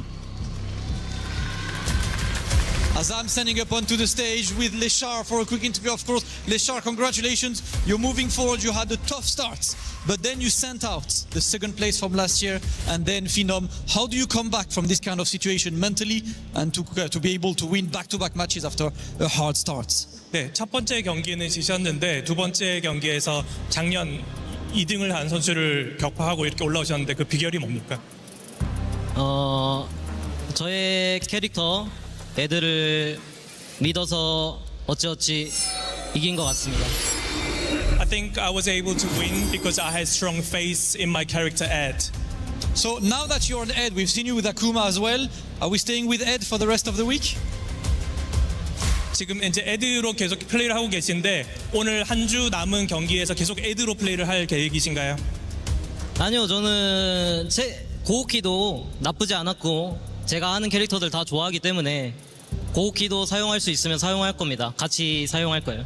I mean, I equally love all the character I play. So if I have a situation where I think Koki would be a good bet, then I will choose Koki too. That's the arsenal of a true champion. More than one character. Leshar, thank you so much. I will let you go and crush that key. Straight to the crusher we go as always. Of course, keys need to be crushed while everyone makes some noise for Leshar moving forward, another key to crush. We love that moment. That is the classic at Esports World Cup. And he's got a couple more to crush, probably 2 more. And over the next few days, if he wants to access that ultimate title. Once again, congratulations to Leshar. It is your time to destroy another opponent's dreams in the name of Phenom. And then you can rest until tomorrow's big playoff days. Only big matches, plenty of upsets, but some players come back from the dead like Leshar just did. We are now ready to go with the crusher, and it's time to give that key a little pop like we like.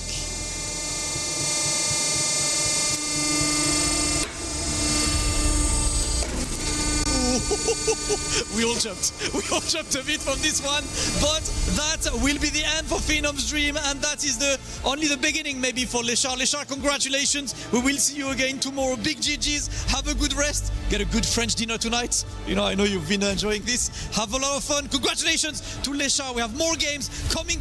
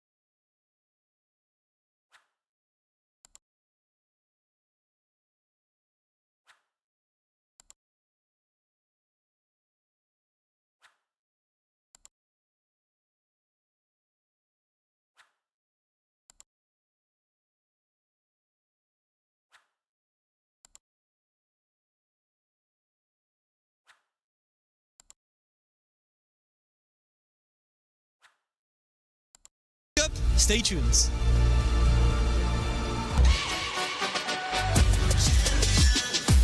ain't no regular thing. Came for the ring, you know what I mean. You see my name in the lights. Better get right, I'm champion.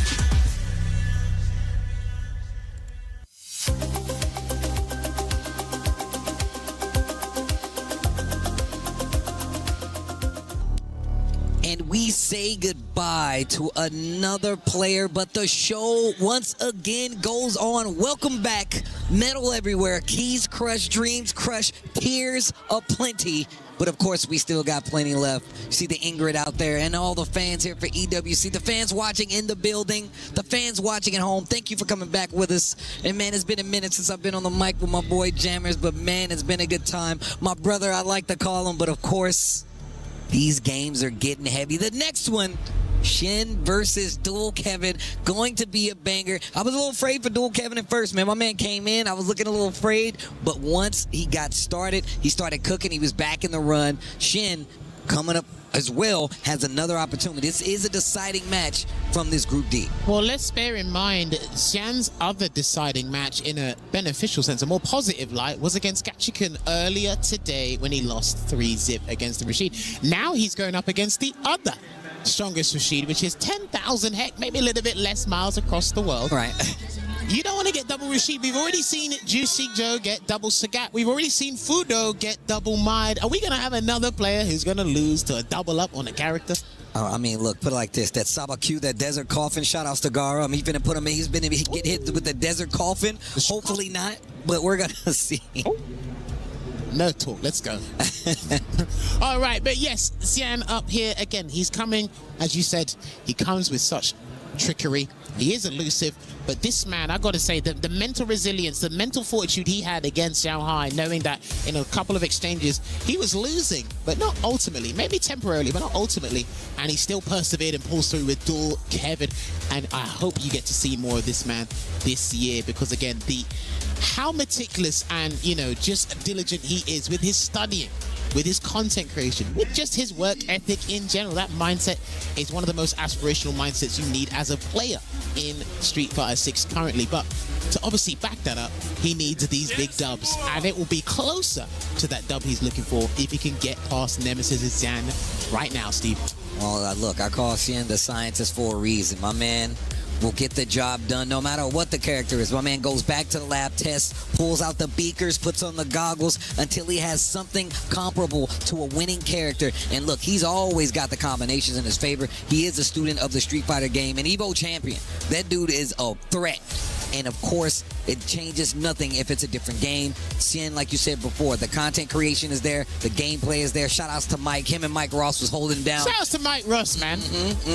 Mike, we miss you. Of course, bro, I be tuning in his streams all the time. And I always think about Shin, man. It's always one of those things, one and the same. But Shin out here playing on the big stage, the big EWC stage, up against Dual Kevin. Once again, another Rashid and the Kimberly back out to play. And this is why I was calling the scientist. Every time I see him, I feel like we're getting a different character in this matchup with him. But it's going to be Shin versus Dual Kevin. Kimberly versus Rashid, Group D deciding match.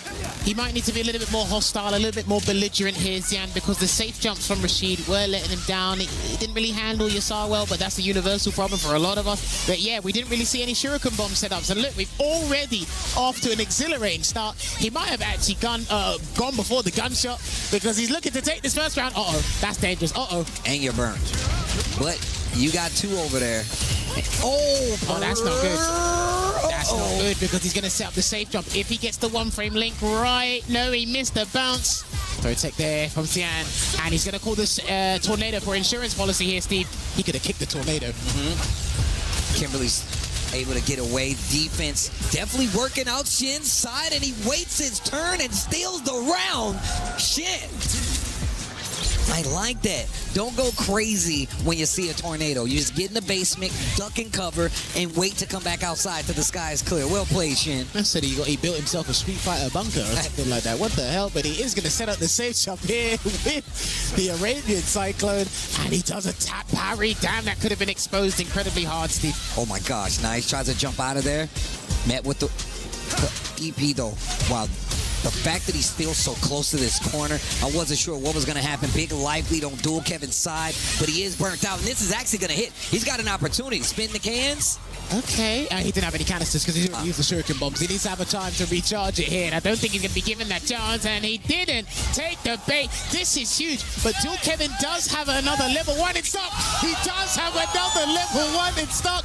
I'm telling you, man, this dual Kevin showing you I am alert, I am awake, I want this win. And look, he also plays a little differently, right? I feel like the Rashids have a very different play style across the board, from Gachiko to a player like Dual Kevin. So regardless of what your expertise is, you're looking at two of the best that you had to fight in your group, and you really got to be prepared to deal with two kinds of Rashids. He hasn't got the level 2 yet, so he's really trying to fight tooth and nail to get those 2 bars here, but he chased him down, and he has to combo into level 3. He has to go into Ninja Star Cypher. I'm going to turn off my Spotify because the track of the day is going to change, and it is going to have to make an executive decision here, because do you want to save yourself with those 2 bars, or do you want the Yasar? What's the choice going to be? Both of them in burn. Shin's going to have the opportunity to get it back first, but he won't even need it. Game number 1. Shin making the first stamp on the page. Finding the first clue to defeating Dual Kevin. I said 2 Rashids, but it's actually 3, because it's Dual Kevin. It's 2 Kevins you got to deal with. They both play Rashids differently, and then you got Gachikun, bro. That's crazy. He said the automatic 1-up from the name alone. From the name alone. Just give him the ground. Here we go. Damn, he already went in, done the roll, perfect carry there from Xian. He's going to get the counter hit conversion as well, because some of the changes Kimberly's gotten over time, especially that standing heavy punch moving forward a little bit more, that has been significant in the way she plays neutral and starts to start these combos, Steve. It's always been significant, bro. I've always got hit by that move. He got trapped in the corner right now. No context drive rush, just to help get some breathing room and get some space out there. Doesn't get the follow-up there. Run. I like how Dual Kevin just keeps inching closer, waiting for an opportunity to get a whip punish, get a knockdown. Nice. His neutral in footsies is good, but you have to remember you're going up against Kimberly. She's not looking. That's not her forte. And he catches the sky high. And he is going to build Bushin Scramble, but he doesn't need it just yet. Parry to keep the defense alive. Critical on the life bar on the side of Dual Kevin. Drive rush back throw. 2 bars. Welcome to Yasar. Or the Tempest. Okay, little tick throw. You can kick it. No, he just uses it to close the distance. Finally decides to walk forward on the side of Shin. Drive reversal to stop the momentum. Dual Kevin still in danger. Oh my God. It's the mixer. Pressure still in his favor. Not ready for the throw. He grabbed hot air and he went for the counter hit. He just flung out Vagabond Edge. Anyway, you can do it. It is a viable poke. It comes with a little bit of risk. But I tell you what, it's catching more people on counter hit than you think. Oh, nice. Punish counter. I love that. Dash forward, get the throw, close the distance. Ooh, he could have caught that with a medium kick there. That slide, that whiffed completely, but he is going to make amends with another Ninja Star Cypher to get these enhancements. We're going to increase our movement. We're going to slightly increase our firepower. But most importantly, we need that Oki. Throw. Throw. Another one. Called it out. Bites back to the middle of the screen. Big gamble there on the throw tech there after the Arabian Cyclone, and he went for the risk. He's actually starting to throwing a lot of arbitrary moves here to throw off Dual Kevin's game. No bombs yet, so he's going to go for an empty jump throw. Steve, what's the next thing going to be? He's going to take these grabs, Dual Kevin is. The heavy punch is coming. There it is, goes level 2. Jump. Yeah, and he stays in front. That is ambiguous. He does stay in front. There is a way you can go behind, but it's not easy to do. Gets the forward throw. Dual Kevin still in there. Oh, he could have done spinning mixer to probably catch him out of the air, but he didn't. Oh, the drive rush, the short actually catches him. The light kick. Dual Kevin, we've seen this before where he's fought back from these deficits where it seems like the momentum's not in his favor. And just because he keeps it close, like a race, he keeps it close just to fight his way back. And that first game didn't go his way, but this second game, 3rd round, looking a lot better. Notice how Xian hasn't had any time to replenish his shuriken bombs either, so he's had to do this the earnest way, as I'd say, in a couple of aspects of this match. And there is another spinning mixer to break away the pressure. Frame trap. There it is. That's the frame trap we were looking for. Crouch is strong. Not going to be able to do it. Oh no, he's too far to get a conversion that he wanted, and he interrupt. That was a beautiful interrupt here, and he's going to get rewarded with a second wind. And Sam's got to be careful. He might have to do something audacious here, but he plays it safe with the parry. Gets a perfect parry into the back throw. Dual Kevin still has wake-up options, and he jumps out because he used the amplified whirlwind there. To get the amp jump. Okay, wait a minute. Spinning mixer. Overhead. Dual Kevin coming back with the second game in the books. That's second Kevin. He's in the driver's seat now. He's like, you know what? Let me get the wheel real quick. Dude, the way you said Kevin, I thought he said Kevin Durant. I was like, what the hell's going on? But no, honestly, one thing we really have to pay attention to, and it's been actually been used by all the top Rashid players for a little while now. Overhead and neutral from Rashid. It's a viable poke. It's very good. Plus 3 on hit. It's a nice little mix-up. People try to run away afterwards. You can just throw out a couple of lights here and there, and people normally get caught on counter hit by that stuff. It's a really good situation awareness once again from Dual Kevin, and off to a fine start running with the races. And add to it, that's why I feel like Dual Kevin's crouching medium kicks are so successful. He leaves out just that one instance of the overhead, and when you start to get stationary, then he starts to put that overhead in. Look at the range they're playing at. Fishing for some big punish counters, or even a counter hit on the side of Kimberly, but momentum in the side of Dual Kevin's favor. Ooh, that's dead, and he's gonna clip him and get the conversion, and he had to splurge all the meter, and I tell you what, it was well worth it, because we go to the next round by having that extra buffer. And now Dual Kevin finally getting the lead in the set. Push to the corner, set up the whirlwind, hold on.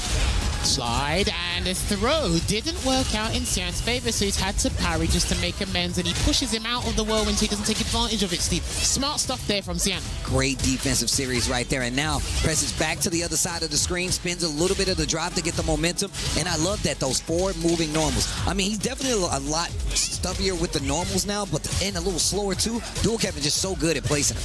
Oh, he's not to anti-air. Allowed Dual Kevin to get out. He tried to bait a heavy spinning mixer with that elbow drop there, but Dual Kevin did not take the bait.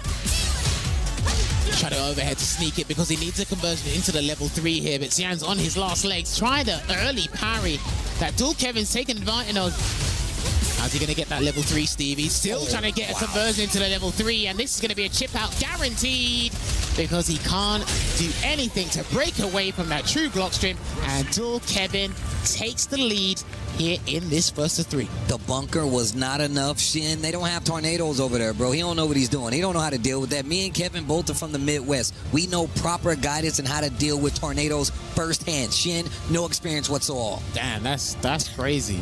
He said you didn't read the safety. You didn't read the safety manual, bro. We had to go over this in school. Listen, I bet if you go over to his side of the planet, you don't know how to deal with the monsoon. You don't know how to deal with thunderstorms at 30-degree heat. You don't know how to deal with that. No idea. I wouldn't even want to. That's why I wouldn't live there, right? I wouldn't even want to. I got to worry about a monsoon? No deal. I'm not messing with that, bro. Oh, man, this is brilliant. I love Steve. This is insane. Oh, he swapped. Okay. The DJ is back. Yeah, well, first of all, he needs a reversal. I think he needs to hit him with some unfamiliarity because it hasn't been working out with the Kimberly, but he has made it this far. So let's see if he's still got it, Steve. I like this. Slowing down just a little.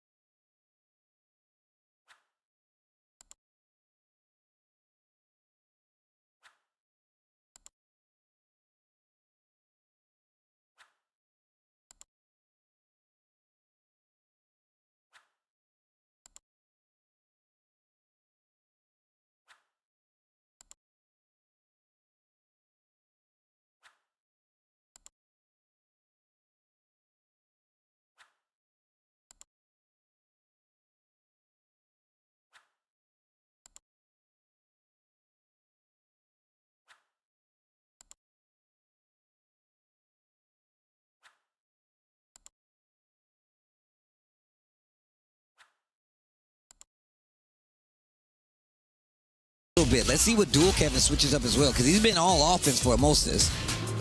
I mean, if he can goad him into doing maybe air slashes so he can get a hard read, maybe just throw him off his game on the floor, maybe whiff punish a couple, there you go. Whiff punish a couple of sobat kicks or sunrise heels, something like that. Makes Xian regret picking DJ. Okay. Sobat not gonna do it. What placement by Dual Kevin, bro? This is ridiculous. Another round on the board and one more to go to eliminate Shin. He's been doing this in this entire group. He's drive rush checked with jabs, mediums, I think maybe even a heavy against all of his opponents today in some capacity. You've really got to give Dual Kevin credit for how he's been handling drive rushes at the close range. Let's see if this... Yeah, got him. He exploited it. Make him regret picking DJ. That's what you want to do. That's one of the ways to exploit it. That dead zone jump where the jackknife Maxim's going to whiff, and this is going to be huge. He might have to cash out into level 3. Oh, yeah. Wind it up. Bro, the damage is crazy. Yeah, but he needs to go in, because if he gives him any breathing room, he's going to activate the Yasar. But the true block string, or not even just a regular block string, is going to allow him to get his bar back. So I think he's good. Got to be careful with the EX Jackknife Maximum, though. He's on his toes because the Yasar's there. Be careful. This is it. Do or die. Or should I say this is Tuesday? And he's on the combo. He's out. He's out. The tech got him out of there. Shin holds his ground. Use the powered up jump to get out of there, too. Watch out for the spinning mixer. Please watch out for the spinning mixer if he gets even close to doing that. Shin can't get too comfortable. The reversal is there. A reversal on the side of Shin, by the way, like you said.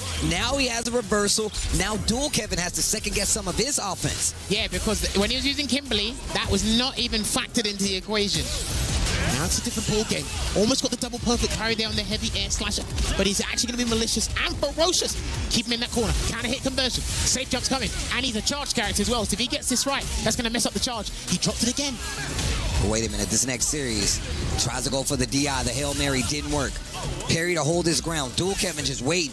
Biding time, and that's gonna be a perfect to close out. And another win on the side of Dual Kevin, taking it over Shin. Once again, it did not look like it was going his way in that first game. And Dual Kevin, once he got the lead, it did look like it was no turning back. Dual Kevin still on that LCQ high, gets another W with this deciding match versus Shin. The LCQ winner taking that euphoria, taking that elation to the next phase here. It was looking a bit bleak when he lost to his compadre, his North American compadre, but I'll tell you what, he said that I was playing too robotic. Loosen up a bit, get a little bit creative, and that's what he's been doing. But also, more importantly, he has been sticking to the game, and you can see what it means to Xian there, but we do need to head to the main stage because another key is about to be crushed.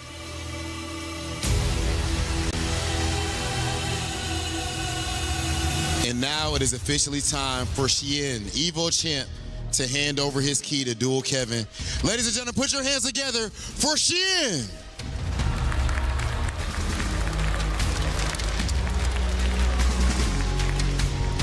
Kev, I think that is fitting that you're standing so close to the EWC 26 trophy, because with every single win, you inch closer to it. How does it feel to have qualified for the next phase? It feels good, mostly because, like I said earlier, I want to keep trusting my play and how I usually play. So as long as I got that in mind, I think I can keep going forward. And overall, winning EWC, I feel like as a player, you have been the most consistent player in America, one of the best players in the world. And here at this event, if you were to win EWC, first place, lift that trophy up, what would that mean to you, bro, personally? Just all the hard work and everything that I put into this game and trying to compete the hardest I can, and just all the support I got and received, even before I was known as Dual Kevin, even back home, back home in America, Midwest and everything, it would be a great feeling for sure. Last thing, Kev, of course, I gotta let you go ahead and prepare for what you have to do tomorrow. Do you got any message for all of your fans, of course, back home in the Midwest, and you have thousands of fans all throughout Japan and even in this crowd right now? Just keep supporting, and I will keep appreciating. Even before I qualified, they believe, so thank you. Ladies and gentlemen, put your hands together for Crazy Raccoons, Dual Kevin! And the well-deserved walk of glory for Dual Kevin, going to crush yet another key, validating his ticket for tomorrow's stage 2. He fell into losers early, he said it himself. He felt robotic, he loosened up and he's in. Eliminating a couple heavy hitters again, and now it is time to get that key crushed. Another dream crushed, but this is what EWC is, a land of dreams, and his dream is still alive. Let's hear this one. Oh, that was a smooth one. That was a nice one. Well, Dual Kevin, once again, congratulations. Happy to see that you made it through. Back tomorrow, of course, on the playoffs. I'll let you go and relax. Enjoy the rest of the day. We will see Dual Kevin again later. Thank you so much, and let's stay tuned for more Street Fighter 6. We were there for every click, every clutch, every respawn. We were there for the years of grind, and we're here now. The proud founding partner of EWC, powering the biggest event in gaming, shoulder to shoulder with the world's best, making history. Greatness deserves a stage. Lenovo Legion, reach your impossible.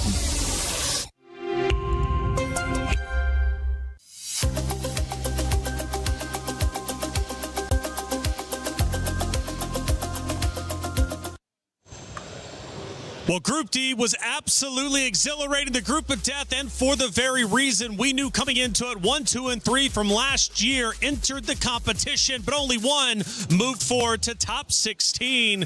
We lost a back-to-back champion. We lost the second place of last year, but it only opens up more opportunities for a new champion moving forward into our format. Welcome back into the Allianz Vault. I'm Taylor Reflections Noble, joined by Ringe and Logan Sama. Boys, those last two matches were incredible. We were talking about them a little bit, right, during that little segment we had.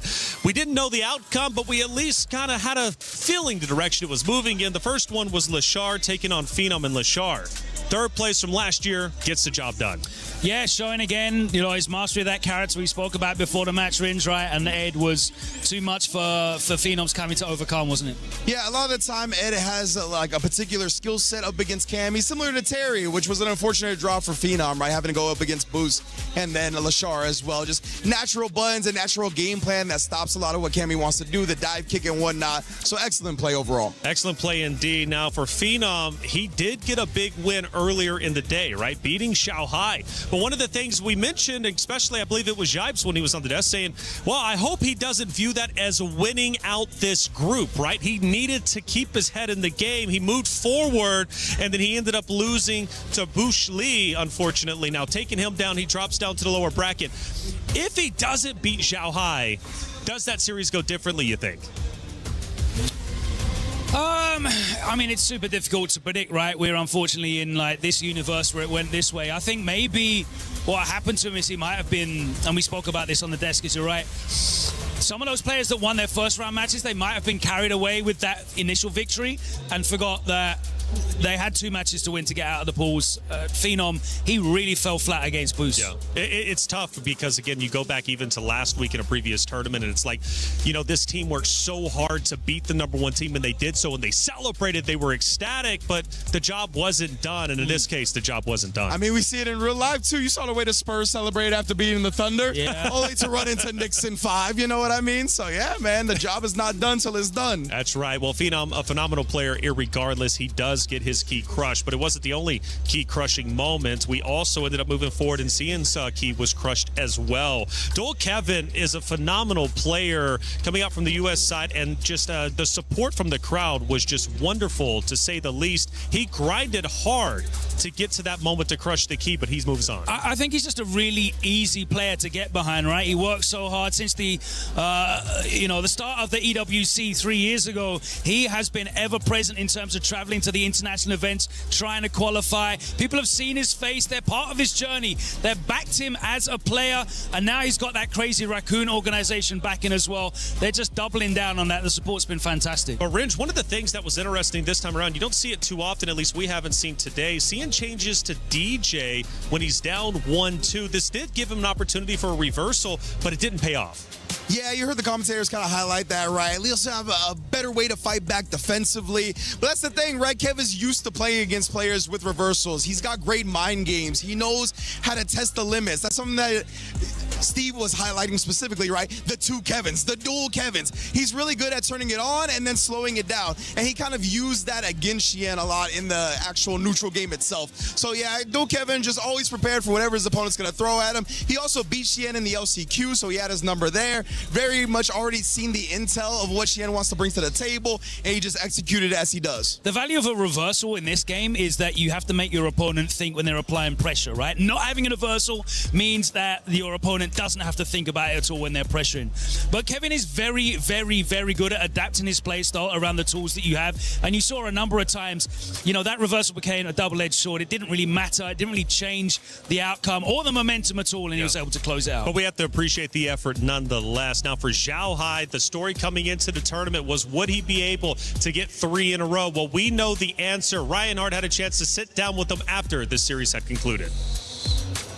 Zhao Hai, the weight of you being a double EWC champion and a triple EWC grand finalist is heavier on your shoulders than any other player in possibly the history of EWC. Do you feel that the pressure was part of the outcome that happened here today?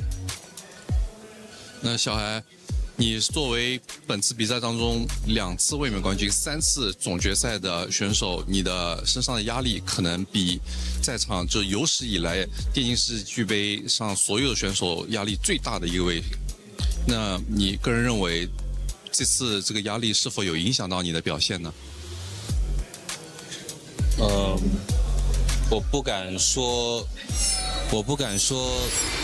压力有影响到我，我不想说这样的借口，但确实打得太差了。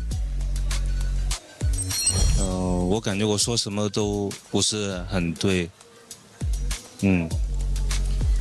I don't want to make any excuses for myself. I don't think, blaming it on stress is a valid excuse in any way. I just think that I absolutely underperformed. I did not play to the best of my abilities, and I'm just very disappointed in myself right now.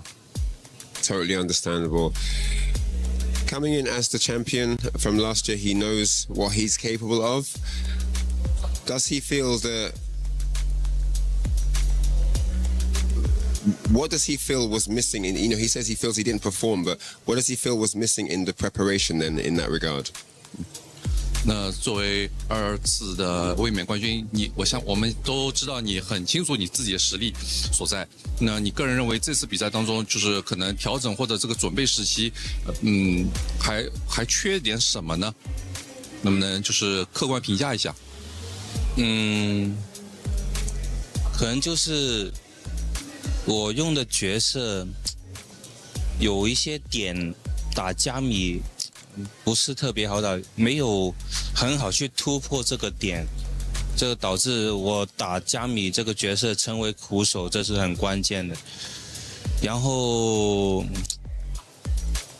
打 Kelvin 的时候，其实我信心还是有的，但是可能反而就是太过抓他习惯，没有把一些平时我打的那种打法打出来，反而去看了他太多的录像去打他的习惯，反而被人反利用去躲掉很多的招式，这是我输的最主要的原因。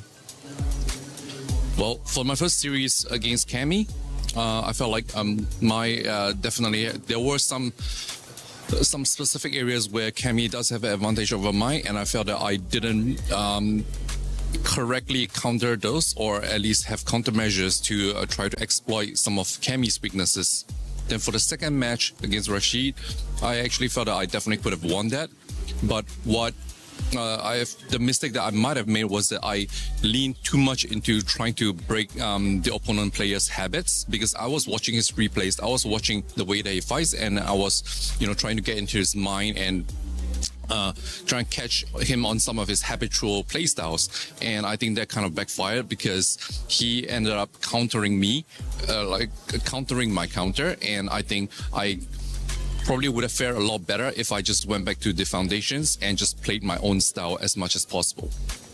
Thank you so much for the translation, and thank you very much, Zhao Hai. Always a pleasure to have you here. Thank you. Thank you. Tough interview for sure to look at, especially with the B-roll. Of course, the wife out there, the tears flowing down her face. It's tough to watch that, but for Xiaohai, one thing I do respect tremendously, no excuses whatsoever. He understood mistakes were made, and Ringe, Xiaohai, that's what makes him a champion in all rights. 100%, man. It's fascinating the growth and the stages we go through as humans, you know what I mean? We see the 15-year-olds like Hanao and Blas out here playing free, right? There's not much responsibility beyond the game and whatnot to them. And then you get a little bit older, you got bills, you got careers you're looking after, and then you get a family, you know what I mean? And you can see how much not only it takes a toll on his family members, but himself after losing like that. Obviously, incredibly disappointing result for him, but I love the way he broke it down at the end, even giving us nice little insights right there, right, where he tried to play around Kevin's habits a little bit too much. And in Street Fighter 6, it can be very punishing when you try to counter your opponent's habits, and that's not what they're doing that day. It's a little bit more stable of a game plan to try to force your will and impose your offense. Well, Xiaohai, he's still a tremendous talking point. Anytime he steps on this stage, we're going to have to wait, though, until next year. But for other stages, of course, for Trav, as well as Chris Tunn, they've got the club championship update, and I'm interested to hear what they got to say. Falcons seem to be the story of the day across the majority of our titles, but I've managed to sneak over here to catch up on some MLBB action with Chris. What's going on club championship-wise over here? Well, we've got another day of quarterfinal action coming through, but the big news last night was Falcons beating Vitality. That was a huge moment in the club championship just overall, and really for MLBB. I mean, in MSC, it was probably the biggest game we've had so far, just purely because of the implications of the club championship, but also with Vitality. A lot of people saying they were the favourites up until last night. Now, a lot of people are saying the favourites are a team behind us who are currently winning. Aurora taking on Onyx, I should say. Aura kind of in a certain way. They've kind of really switched things up. People didn't really expect them to come through and be as strong as they have been. The meta change has really helped them. And they're honestly another team who are really in contention for this club championship right now. Yeah, it seems like Aurora are definitely flying under the radar in quite a few of our games, to be honest with you. Falcons, still some work left to do, but we'll keep you updated as things progress. Play is in our DNA. Whenever we let it out, it becomes our superpower. Now imagine an entire city being built to supercharge it. Kadir City, powered by Play. Well, with Group D all wrapped up, it's time to move into our last group in this stage, Group A, which brings some awesome faces. We're talking legends, and we're talking, of course, our only Frenchman. And speaking of Frenchmen, Elias Snake, welcome to the desk. You've been putting in work here in the venue, and it's great to see you. How's the event been for you? It's been absolutely amazing to be here. Thank you for having me here on the studio desk. And honestly, it's been a crazy story so far. We've seen so many legends go down, like in a very surprising way. You know, we're talking Sahara, Xiaohai, Blaze, and now this is Group A, which we could call the legendary group, right? Daigo, Mena RD, and Itabashi Zangief, I dare to say it too. But then, so many challenges coming, and one especially I'm looking for, obviously, is Killzoo. Yes. Well, let's talk about Killzoo a little bit. The only French representation in the tournament. He now has to go against Mickey. This is not going to be an easy matchup for sure, but they do have a history, at least offline, and Killzoo seems to be leading that narrative, beating Mickey before. Can he do it again?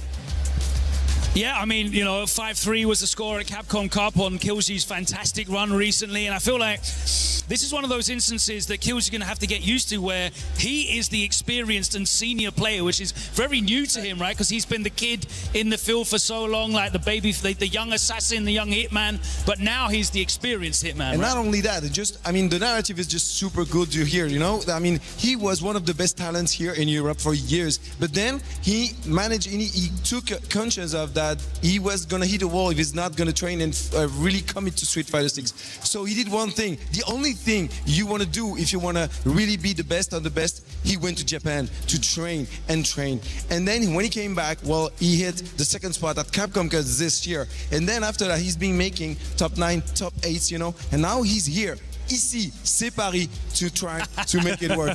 He's here, and this is hallowed ground. I mean, it's his home ground. It's his stomping ground, if you will. Should arguably be one of the crowd favorites out there. It's going to be fun to watch Killzoo. But you mentioned some other legends. Mena RD will take on Hibiki coming up next. Now, Mena RD is a phenomenal player in his own right, a legendary player, and arguably one of the biggest legends in our tournament. Yeah, I mean, you know, Mena RD's a player that has a cavalcade of accolades. He has won almost everything there is to win. He hasn't won the Esports World Cup yet. And for these players, the money's great, but they're stable playing this game. They have a modest lifestyles for most of them. They're able to commit and cover. What they care is about becoming the greatest, securing the titles that cement their legacy. Xiao Hai, we just saw him. It's about legacy. It's not about, the grandiose prize money. It's about being the best. And Mena is arguably, said by many, the best ever in the modern era of Street Fighter, but he needs an Esports World Cup. Yeah, he's definitely capable of getting it. And just to finish off with a quote, this is the only title I have left to win. There you That go. is a powerful statement. He'll be taking the stage in just a moment's time. It's now time to send it to the very stage where the competitors will grind it out, seeing who moves forward, who's protecting their key. It's time for Group A.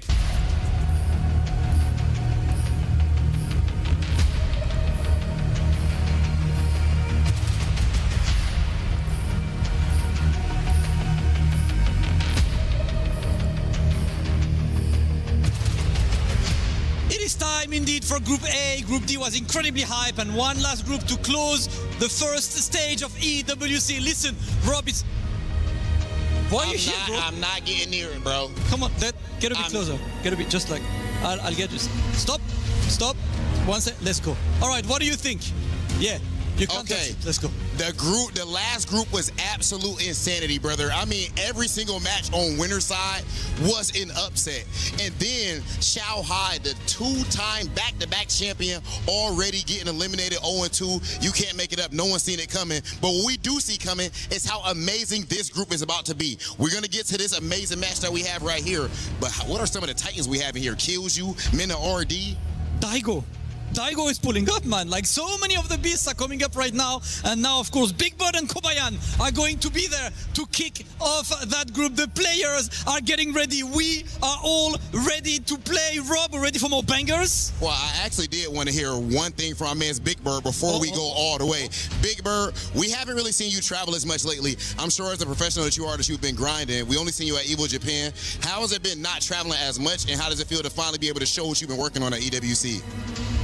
Honestly, I haven't been traveling a lot because I've qualified to EWC early, and I think that made me feel a little bit lazy towards all the competitions. But I'm excited to be here. I'm excited to be competing again, and win or lose, I just want to give my best and have fun.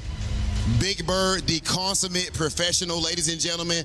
Of course, we have to have the best of the best here, and it would not be that if we did not have the titan that is Kobayan, if we did not have the absolute dog and professional that is Big Bird. It is about that time to get started with Group A, Kobayan versus Big Bird. Let's get started.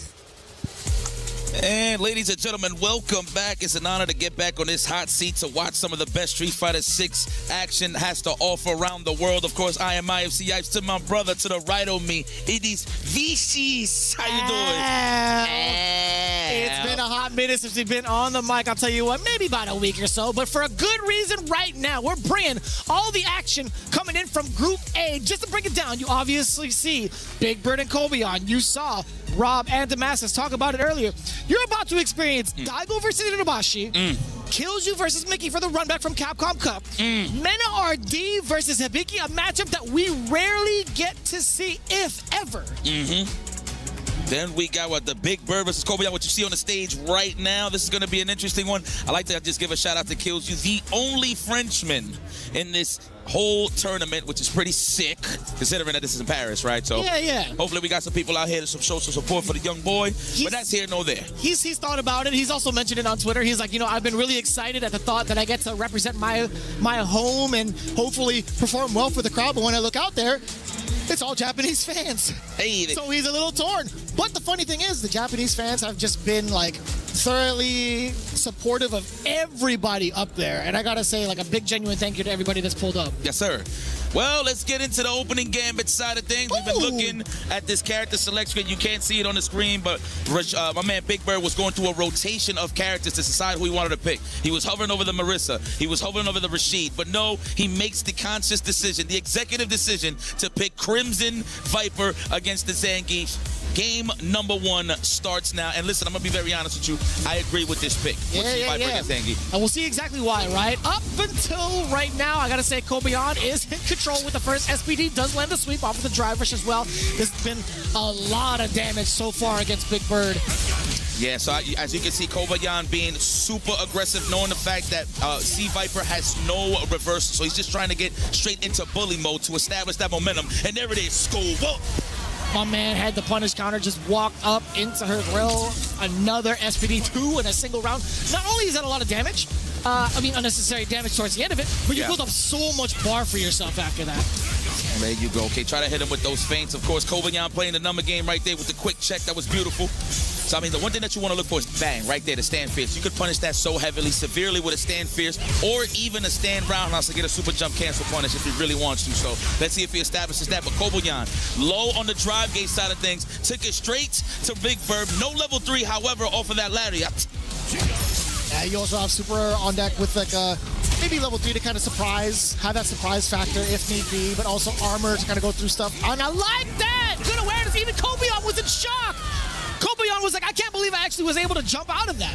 He had to keep it classic with the crouch fierce. It's a drive impact. But then again, Zangief has a stand fierce of his own. Body armor could deal with the drive impact. So I like that he picked this choice to jump out of the corner. Kobayan. Not only is he playing good, but he's breathing good. You see what's going on here. You got the, what's that? The nostril strap? It's like the nose strip to kind of keep the nasal passages open. I like that. You want to make sure to get as much oxygen to the brain as possible because you're going to be churning like a mile a minute when it comes to these decisions. When you're trying to make sure to get the reads on people as Zangief to open them up, best believe you need to be on peak performance. Yo, look at Kobayan laughing. Did you see the sinister smile? He's like, there's no way you're picking Viper. He got that face. He does play a lot of Tachikawa, of course. That core, you actually seen a set of these guys playing online. Yeah. So, he looks like he's well prepared, but it looks like Big Bird is establishing the throw. That's what you want to do with C Viper early on, is establish the throw to get that corner control.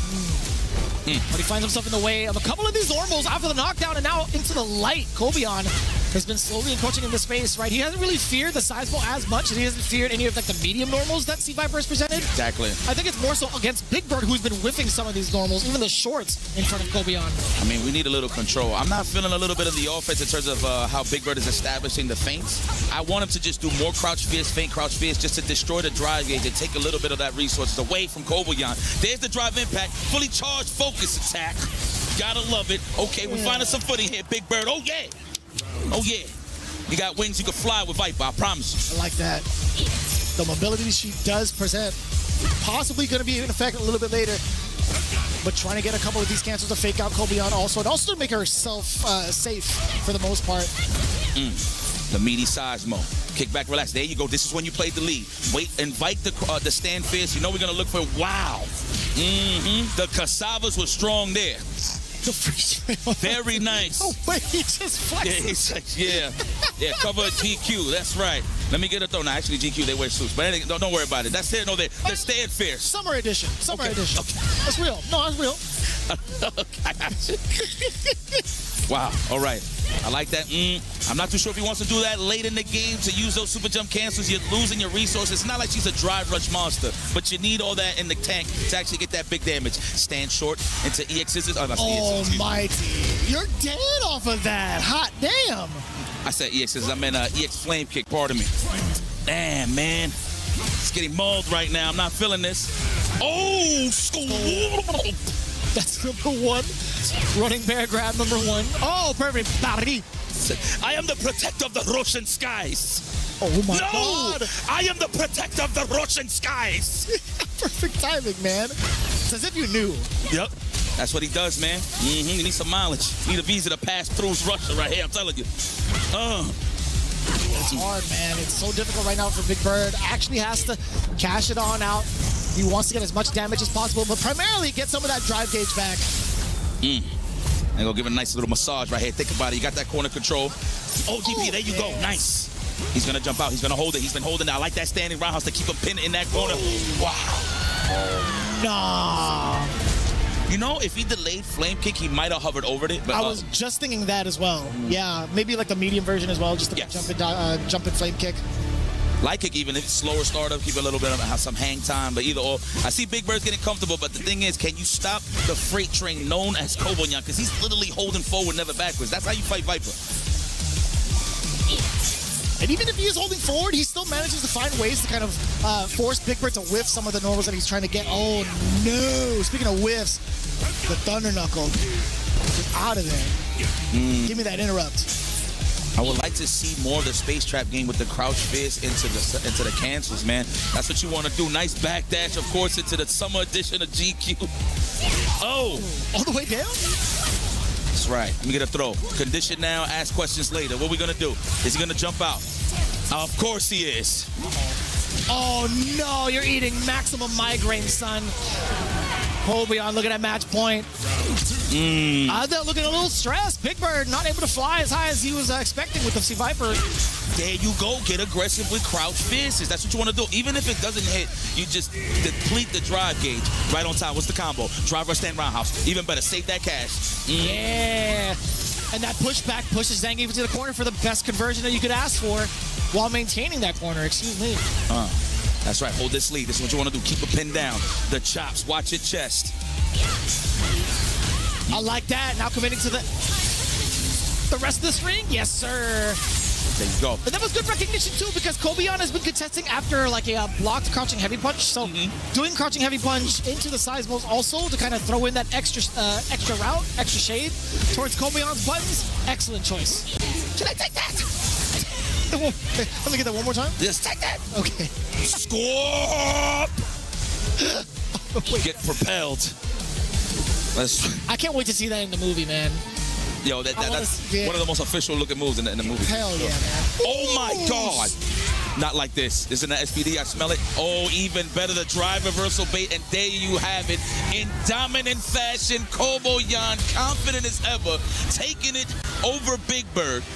Oh, and you seen it from the beginning of the match how confident he was. He was smiling. He was bumping his head. He was like, yep, I've seen this before. I mean, again, he really trains with Tachikawa a lot. That's fair. Out of Japan. So that smirk in his face let me know everything on how he felt about that matchup. Yeah, I think it was more so on the side of Big Bird to kind of show him some different looks. Just based off of the information that is given against those kind of matchups. I mean, like Kobeon is very open about his practice sessions as well. It really was up to Big Bird to do something with the Sea Viper, which he didn't even have time to do, honestly. And all jokes aside, I would have loved to see him exercise the Rashid at least once in the middle of it to go back into the Sea Viper. But again, Kobeon showing up completely prepared. You can see it, the big 3-0. We'll see if he continues to do so in the next round of games here at EWC.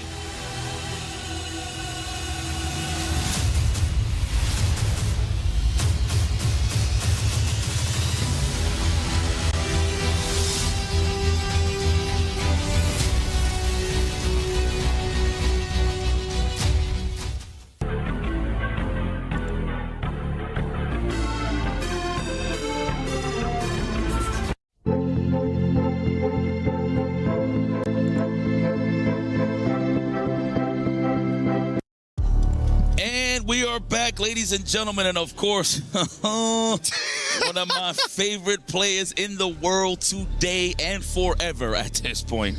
We got a banger of a match. This is not taken away from anybody that's in this tournament, but you already know how I roll. Mena RD taking on Hibiki, one of the most rarest matchups that you can ever see on your TV screen, on your phone screens. One more time, shout out to everybody that's watching at home. I hope you guys are relaxed and chilling. We got Vicious, of course, IFCI's guiding you to all of this bust-ass and great matches that's going on. But yes, we're about to see a rare run. We're going to see Hibiki's Lily taking on Mena's. In this case, he does have a lot of characters, but I'm pretty sure it's safe to say he's going to pick the Blanca. No official record on paper when it comes to the matchups here between Mena RD and Hibiki, but one thing kind of begs the question is how much practice does Mena RD have against this specific matchup? It's not to doubt his work ethic or anything like that, but just the overall group of players that he's usually accustomed to. How often does he run into a Lily player? You look on the other side of it, though, Hibiki, he's got all the practice in the world that is like near to the level of Menardi, right? We have Takagi, Shigematsu. I mean, Shigematsu would probably be his best bet. And on top of that, to get an even different angle of perspective, you have Nishikin, who's been doing quite well as of recently. Right. No, it's true.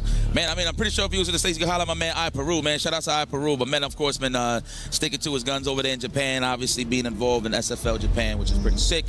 But this is going to be an epic one. I actually figured he was going to pick Bison at first, but we do need a reversal considering that Lily does have a command throw. She does have ways to really try to check on your human arrow. You're going to hold up on a command throw. We got lows for you that leads into some nice knockdowns. But we do have a command throw, and it does big damage on drive reversal attempts as well, so you got to be careful on that.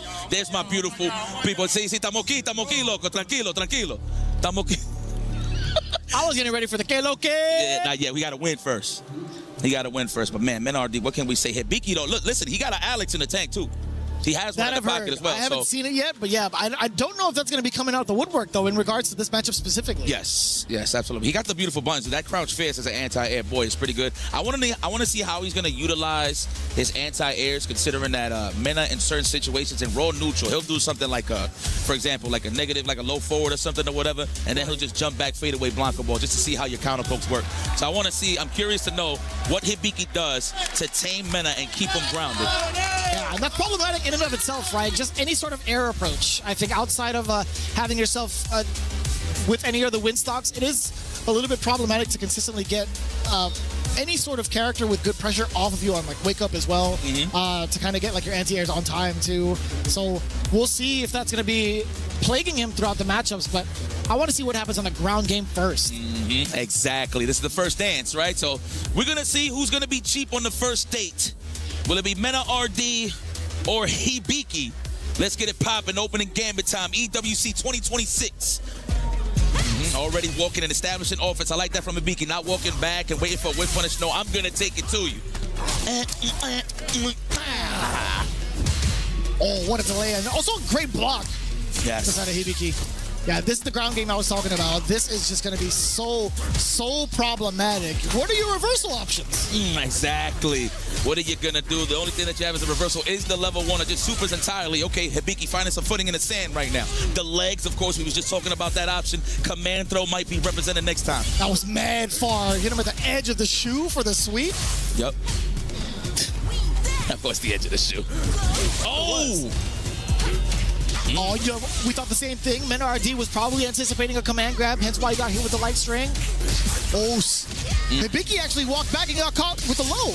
Yeah, he's showing too much respect on the wake-up reversal option for Mena RD, man. I feel like you gotta take it to in terms of the offense. You don't gotta be scared on his wake-ups. He has to show you that he doesn't respect you. Oh, this is still highly doable for Hibiki. Oh, I thought he was gonna go for the uppercut, the tomahawk buster. That's how Blanca look when he's in burnout. With the Kawhi Leonard arms, you know? It is what it is. It looks like he's walking around with two dislocated shoulders. It really does. It does, though. Gotta try to swing and a miss. You know, I know Hibiki look like he liked playing baseball, but this is a Dominican he's playing against, so we know a lot about baseball. Probably the best to do it. Yeah, no, thank you. Appreciate it. I mean, you got two of the best, like Dominicans and Japanese players. Yes, sir. Oh, speaking of which, we got that on the stage. And the Japanese Land of the Rising Sun scores one on the board with this round. Hibiki finding footing here in the sand. Damn, son, that was a perfect at that. Ooh, give me that. Wicking up with the button, yeah, into the command grab. He finally coming out here in the last game. Oh, did that hit? It's stuff out of normal? And that was a counter hit as well, yeah. Uh-oh. Man adjusting his C. Command grab. Oh! The back dash. I mean, I ain't gonna lie. I thought it was too. Mena did too. I think everybody in the building thought it was gonna be a command throw. But no, it was a dash forward, dash back on the side of Hibiki to bait that out and close that out with a big punish. That is a strong start. Let's see if you can build off of this. Dude, the instincts and reads that come from grappler players are like out of this world, right? Like your game sense has to be like super on point, one, and then two, your matchup knowledge against certain players has to be even like extra on point. The flapjack. I'm making breakfast today, says Hibiki. With bacon pancakes, huh? Oh, I love bacon pancakes, actually. Oh, you're talking about the bacon pancakes. Yeah. Okay. So you know? Okay. Oh, man. You already. Stand around for the plus range. Wow, challenge there from Ibiki. I see you. And I like how he backed away just to see how MenRD would react to it, because the last time he went for the tick throw, right? He went stand short into the command grab. Ooh, punish counter that far away? Give me that. Tomahawk on the other side. Oh, man. Plus, okay, back up and reset. I was just about to say that I haven't seen Hibiki represent the standing medium punch yet. And as soon as I was thinking about it, he does it. What a punish. Command though we in range, no backing up the lane just in case if there's a reversal. Men, of course, trying to mount some offense to get this quick level 2 and get the party started. Can he actually do it? The big bunch there for the meter build. Just so close to getting that level 2, but that's if he survives the rest of this, he won't. Hibiki immediately to the super. Yeah. Cutting it short. Another round on the board. Damn, Hibiki is looking amazing right now. 3 rounds straight. Sheesh. Got 3 rounds straight, yipes. There it is, the buffers. Okay, it's like Mena's good, but in terms of tip for tap right now, Hibiki's definitely getting most of the mileage for sure. But there it is. This is the Funko Pop. Let me have some friends. Let me have some friends for once. Battery's not included. He has to get the charge on. He does so successfully. What do you do about this now? You're still stuck in the corner. The drive up. Damn, swinging. He's AA, all natural. Yeah. AA batteries. Oh, speaking of which, we are in AA. Oh, I should have called that. Group AA batteries. Oh, Let's true. go. Yeah, you know, hey. You gotta get energized for it, man. Whoa! Oh, lordy. Man, with funnest, a stand strong with a stand jab while establishing off of the plus rings, of course, with those win stocks. He's got 2 on deck as well. Damn, son, he ran right into the normal. The activity is just too much on that normal, man. RD suffering 2 games to Hibiki. This is looking like a button check right quick. I ain't going front. I never thought I'd say that to my guy. He's getting washed right now, and then rightfully so. Hibiki's playing phenomenal. How dare you, you legend, you. Oh, you great player, you. That's the nicest thing you can say in such a disrespectful manner. Like if you were to come up, I respect the hell out of you. He's playing, yeah. Oh, man. nice. Yeah, but nah, definitely. I actually thought early on he was going to play Bison first, considering Psycho Crushing actually goes through the Condor if he sees it from full screen. But the way that Hibiki's using it is in strings, right? So he's making a guarantee. What was that? I don't know, a bit of a brain fart there right now. There's a lot of gas in the mind of Mena while he is getting clipped. He tried to jump back Blanca, but he is getting clipped. Man, yo, Hibiki is on one right now, close to the burnout as well. That's rough. One big opportunity that Mena RD had to open up and get himself started. Hibiki's gonna run away with it. Oh my God, Mena. Yo, Hibiki has not changed expressions since he sat down in the chair. Wow, what a sweet. Mena looked like he tried to walk up and block. Couldn't block in time, going for the frame. Ooh! Okay. No, Hibiki's definitely got that. No, Hibiki's definitely got that, by the way. It's the first time we've seen it in at least within this matchup for Hibiki, but nah, he's got those for sure. Jeez. This guy laughs. I see. No doubt he laughs, right? Oh my God, already with the opportunity to knock down, go for another mix. I actually thought it was going to be a command throw. They wait and just stalking on that jump in. Wow, just to snipe out the Blanca ball. Hibiki in dominant fashion, taking it over the Evo champion. Wow, bro. Look and see, he's trying to keep it cool, composed. I know he's excited right now. His blood is pumping. He just took out one of the GOATs in Street Fighter 6, well, in modern Street Fighter history. Has just took it to Mena RD in strong fashion, winning 3-0. I repeat, no, I will repeat this. 3-0 is an amazing feat with a character that is not popularized at all. Nope. Man, it's like, you know what? It's one of those things where you're at the tournament and you say to yourself, do I have anybody? Do I have anybody in here that I could train with? No excuses. At the end of the day, you know who you was dealing with because the bracket was already set. But man, credit to Lily, man, to Hibiki. Fire. Well, guys, keep it locked. Don't go anywhere. Stay comfortable. More Street Fighter 6 when we return.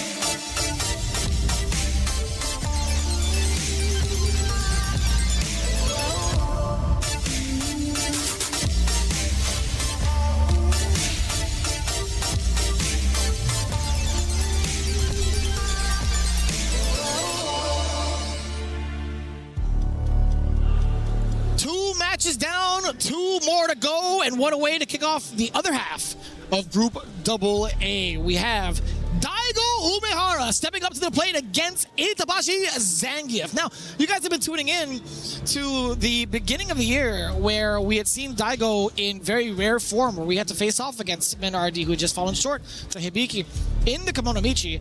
And, you know, it's been pretty wild to see, like, where he has been since then. You know, going into the matchup now against Itabashi Zangief, they did play off against each other at Blink Respawn. Itabashi had the better half of him, but, man, it was still rather close. Daigo's been pretty damn sharp making his way through here to EWC. And mind you, these are all open bracket tournaments, right? But when it comes to an invitational like this, and Daigo has the advantage of just focusing in on, like, 2-3 matchups to qualify and then go into the next one, I feel like this is where he excels. And a lot of people will attest to the same thing. Okay, rightfully so. Like Itabashi Zangief, of course, the legend. And it's funny, if you follow Street Fighter for years, these guys have been fighting each other on the grand stages for quite some time. You've seen the matchups, the Evil Ryus versus the Zangief, the Giles versus the Abigail. You know what I mean? Like stuff like that. Jesus, I forgot about that character. Good times. Oh, man.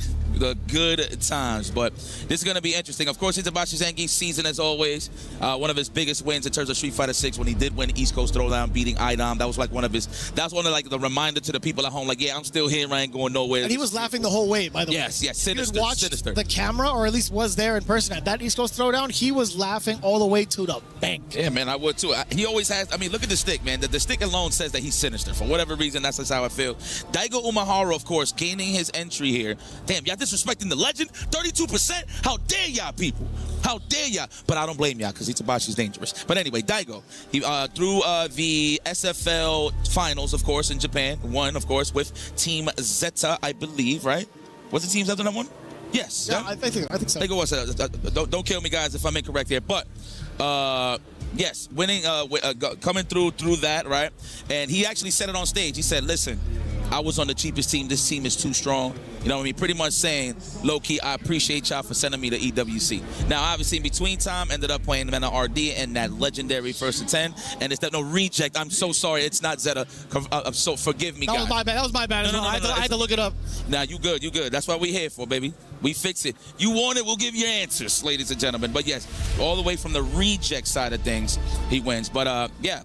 And after he played that 1st and 10, even before that, he was saying that he was starting to get that life back. That, like, yo, I'm playing with a purpose. Like, I'm actually training properly. So even though he did fall short against Mena RD, that did not stop his hunger to keep, you know, considering playing the game. Because, you know, he was already speaking on retiring. But he's like, you know what? I'm here to stay. I still got some time. I'm still here to represent. And that's what I love to see, man. It's still, like, very inspirational to see either Daigo or Itabashi continue to take on the stick, to continue to take on Street Fighter in the ways that they have been doing. So I'm actually kind of curious now to see if there's any difference between where he was at the last time he fought against Itabashi up until this point. And Itabashi, he's actually moving on to the Morisa pick versus the Akuma. Interesting. Yeah, look at him smiling already. Now, good options, of course. You got the Gladius. If you get a good read on a dive kick or like a Demon Flip dive kick or Demon Flip Fireball, that's when you get some massive damage.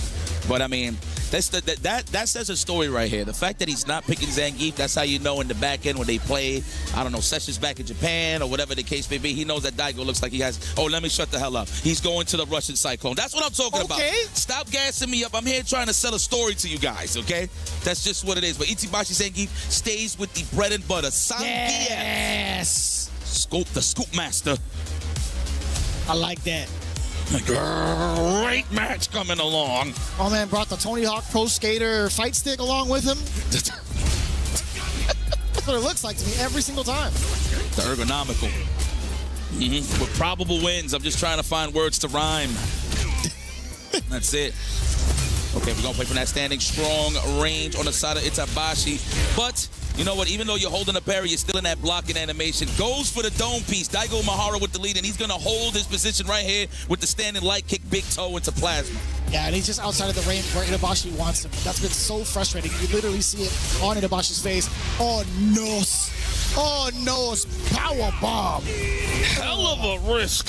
Drive rush forward. Command grab. Ooh, nope. Didn't even matter. Ew, on the good carpet. Jeez. My goodness. He's like, yeah. The smile. I love that from him. You know, I love watching players really have fun when it comes to playing any fighting game. When you see it on their faces, you see the expressions a lot more vividly. Brings a joy in my heart. Forward throw. Give me that punish count. Yes. Yes. Another one. Oh, my man waited for it. He didn't even skate. Yo, I actually low-key thought he was going to wake up to an SPD when it was delayed there. But it's all right, though. Daigo definitely found his foot. Is that a hooray picture? He's like, hooray! I did it. He looked like he's driving a big, like a 10-wheeler. Yeah. He's trying to keep himself on the road. Yeah. I'm in control, guys. Everything's fine. Speaking of control, the suplex back into the corner. Scoop. It's everywhere I want ya. Oh, Jesus. I thought he was going to be able to option select in time. That's a cool exchange. Good angle for the roundhouse to connect from Daigo. Nothing too big. Okay, I like that from Itabachi Zangief, not panicking, not trying to hit him with driver. That was a godlike way to snipe him from jumping, but wasn't too close with the EX Tatsu. A lot of damage left on the table. Okay. A much faster red fireball, by the way. Love that change. Okay. The toes. He thought he was at max distance. Even Itabachi thought that was. But of course, first blood for the legend, and the crowd loves it. I mean, they both legends in their own right. But this is Daigo Umehara. He's like, did I just drop a nail in here? I'm a little too nervous before the match. Let's go. Man, the people are loving it. Look at that. Get your content. Those are memories you want to hold for the rest of your life. Daigo the Beast. That is right. That is right. Look at that old school photo, by the way. Oh, that's young Daigo. That's the throwback.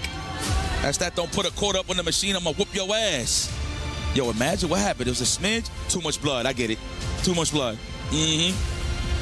All right, we're thinking about it. Wow, this man went, to a printer? He just found like a local printer. He just printed out some data? Somebody sent him the fax. Bars. It just got printed.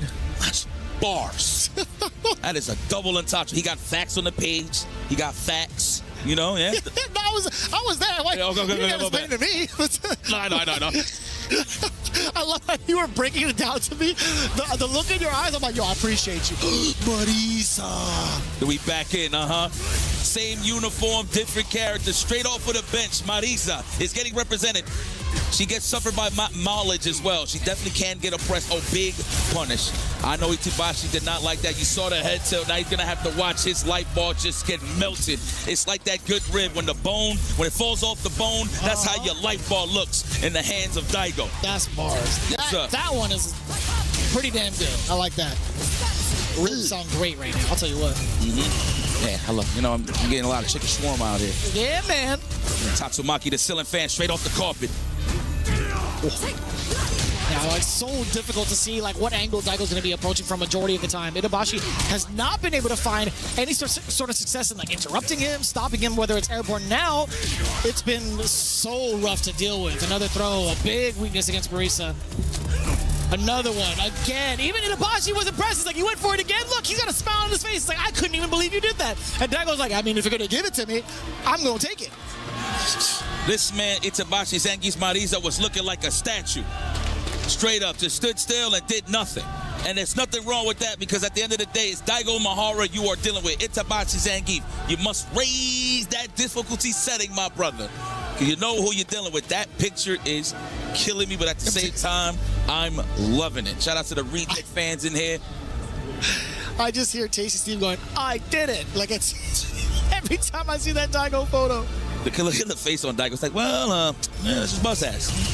Let's see if he can close this out, make this a speedy W on the side of Umehara-san, already conditioned with this throw. Yeah, a lot of the fireballs doing a lot of the talking here in the third game so far. It's been rather frustrating. Itabashi has not been able to close space. What a backdash, too. I think he was already out of range, guys. That's right. Tom Cruise mom shoes. I just wanted to rhyme that for no reason. Let's go for the throw. Yes. If you know the movie with the socks, you know. Scoop.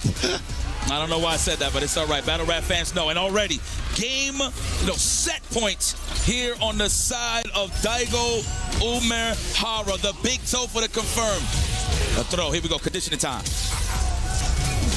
Oh, give me that. You saw an attempt at a command grab as well. Daigo with the wherewithal to press the buttons, to press the jab and get the interrupt. Overhead block, finally. Perfect parry. Perfect Paris in Paris.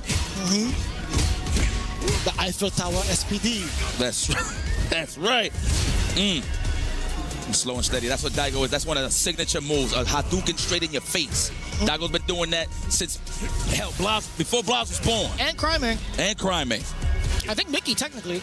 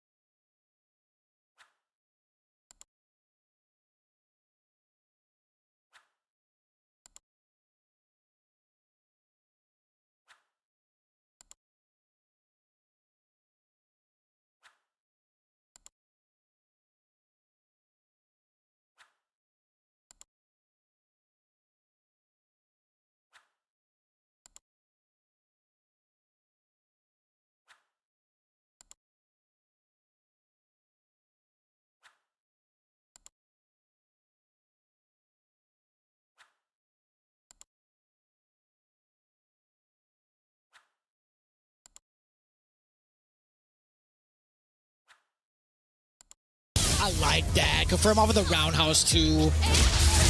Again, brother, king of the fierce. Pow. Wapap. Respect the wapap. Oh, got nice overhead, but it was blocked. I would have got hit 100%. Oh, super important tech. So much space created afterwards. More wapap. Oh, I like that. It's like a good old game of hot hands. All right, Mickey with a chance to close this out. First round run on game number 5. Oh, man, can we get it to the distance? Damn, the conflict of fans, too. That was pretty sick. That is sparse. I love that. Oh, man, this guy. Composition, notebooks, Jesus. DP, throw, unhand me. And we get a little bit of space here off of that technical, but we're getting closer and closer to this corner. The jab challenge. Brother, he has been so successful in that hot potato mode. Yes, he's sniping out the delay attempts from kills you on the offense. You've seen a lot of standing roundhouses in that scenario. Oh my God. Lord have mercy, it's gonna be a throw. Look at that. I like that he's just using his moves to make him look like, make it seem like he was gonna throw. Is that enough? Mickey, Lord have mercy. You wanna talk about a scramble? We block with our face with the good offense. Mickey did not show no mercy. Always challenged with a wake-up. Always did something just to throw off kills you just a tad bit, and it worked out in the favor of the young prodigy. Damn, that could be a whole name. Mickey No Mercy Mai? Damn, son. He, I gotta say, he was very much so showing, like, no fear, no mercy, whether it comes to, like, the full block strings, whether it comes to his relentless pressure, but also his decision-making on wake-up with buttons. He has made so many solid reads consistently against Killzoo. Just look at the tapes, man. Even outside of the replays, there have been so many big crouch jabs, so many big delayed wake-up fierces. It's been kind of ridiculous to see. I have never seen that type of bravery before. I hope I get to talk to him after this, but we're going to get into a little bit of a break first. In the meantime, you guys don't want to miss a beat for the rest of Group A right after this.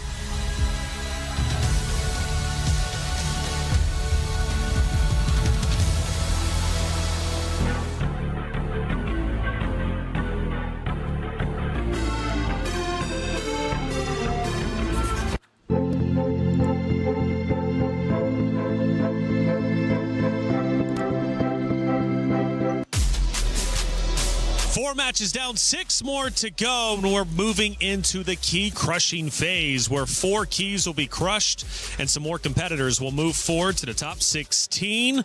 What a day it's already been. We've lost some legends though still playing after all.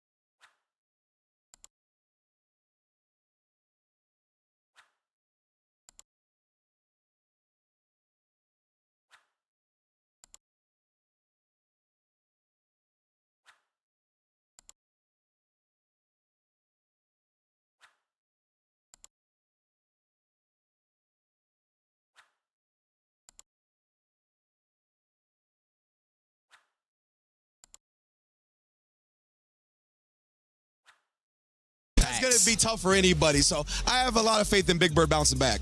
Big Bird has definitely been he's one of the players I look up to the most because we played Marisa a little bit at the beginning, but he's definitely been in one of these searching for characters, right? Been playing more of the Viper recently, which I've been keeping track of, but also that character herself takes off a lot of damage if she gets the hit, but she requires a lot of drive management, and if somebody can play on that, they can take advantage of it. Well, you guys have been saying and singing his praises, Kobayan, and how good he truly is. Ringe, what are we looking at? Man, look at this right here. The total whip punish is 4, already knowing that he's got the ground game established along with the command grab threat, right? And the anti-air success rate at 100%. I tell you what, I hear Zangief players complain all the time about how it's so hard to anti-air with Zangief. Look at Kobayan, 100%, man. That's just a testament to how solid this guy is. I love that it scoops instead of grabs as well. Shout out to the stats people in the back. And the perfect parries, he's really representing every aspect, cycling through his defensive options super well. He's just a man, bro. Man, indeed, man. And Kobayan, we had a chance to catch up with him after his win. Ryan Hart, what did he have to say? All right, so Kobayan with a victory in the column over Big Bird. Kobayan 選手、お疲れ様でした。バイパーで来ると思いましたか？ラシードかサガットで来るかなとずっと思ってました。ただ日本にはバイパーがすごくいっぱいいて、いっぱいいますね。そのプレイヤーの皆さんとの練習のおかげで勝つことができました。はい。So he actually expected Rashid or Sagat. The Viper was a curveball for him, but he said in Japan there are so many Vipers and he's worked on the matchup with all of them and he's really grateful for that time that they put in to giving him practice. そしてあと1回勝てばベスト8というところで響メナですよね。どっちの方がいいのでしょうか。もし何かあれば。そうですね。どっちもいいやとしか言いようがないんですけど、ただそうですね。まあどっちも頑張って倒しますといったところですかね。はい。So I asked him if he has a preference in the Hibiki Mena matchup. Of course, he's one win away from the coveted top 8 seat, and he says that both are going to be very difficult. But his idea, his mentality is that he's going to go in, and whoever he has to play is going to beat them and get that top 8 slot. ありがとうございます。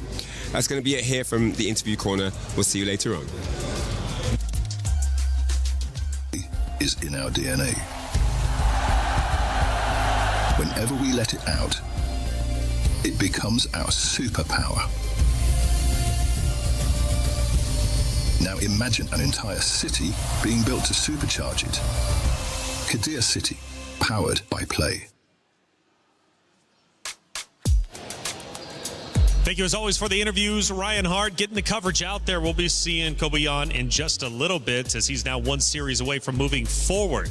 Now, for Minna RD, though, the legend went onto the stage, a banger quote saying, "This is the only title I have left to win." But he came up against